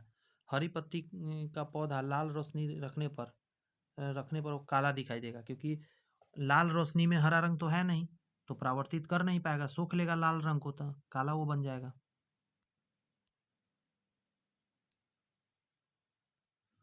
कुछ परिवहन वाहनों में अतिरिक्त पीली बत्ती दी जाती है, इसलिए होता है क्योंकि यह कोहरा में भी अच्छा काम करता है। ये इसका ये होगा, पीला प्रकाश कोहरे को भेदता है और सड़क साफ दिखाई देता है। क्लियर है? और अतः कोहरे वाली रात के लिए भी पीली बत्ती दिया जाता है। यहाँ है कि प्रकाश के 7 रंग होते हैं। रंगों को अलग करने क्या तरीका है? एक प्रिज्म से कर सकते हैं। एक प्रिज्म से रंग अलग अलग किया जा सकता है। नेक्स्ट क्वेश्चन है आपका, लाल कांच को अधिक ताप पर गर्म करने पर वो दिखाई देगा। आप लाल कांच को ज़्यादा गर्म कर रहे हैं तो कैसा दिखेगा? नीला हो जाएगा। और प्रकाश का रंग निश्चित किया जाता है प्रकाश का उसके तरंगदैर्घ्य पर। प्रकाश का रंग किस पर होता है? तरंगदैर्घ्य पर वह होता है। तो चलिए आज के सेशन में इतना ही रखते हैं दोस्त। अप्रोक्सली 1.5 घंटा का समय लगा और आपके बीच हम रखे 198 क्वेश्चन। और आपसे एक रिक्वेस्ट रहेगा, चैनल सब्सक्राइब करके बेल आइकन प्रेस कर सकते हैं, क्योंकि इसके बाद जो आने वाला चैप्टर है मुझे लगता है जितना ये महत्वपूर्ण है उतना ही है वो भी महत्वपूर्ण, क्योंकि electricity and magnetic effect of electric current ये ला रहा हूँ। इसमें भी 200 प्लस क्वेश्चन 200 के करीब रखूँगा। तो चैनल सब्सक्राइब करके बेल आइकन प्रेस कर सकते हैं। All the best, bye bye, thank you.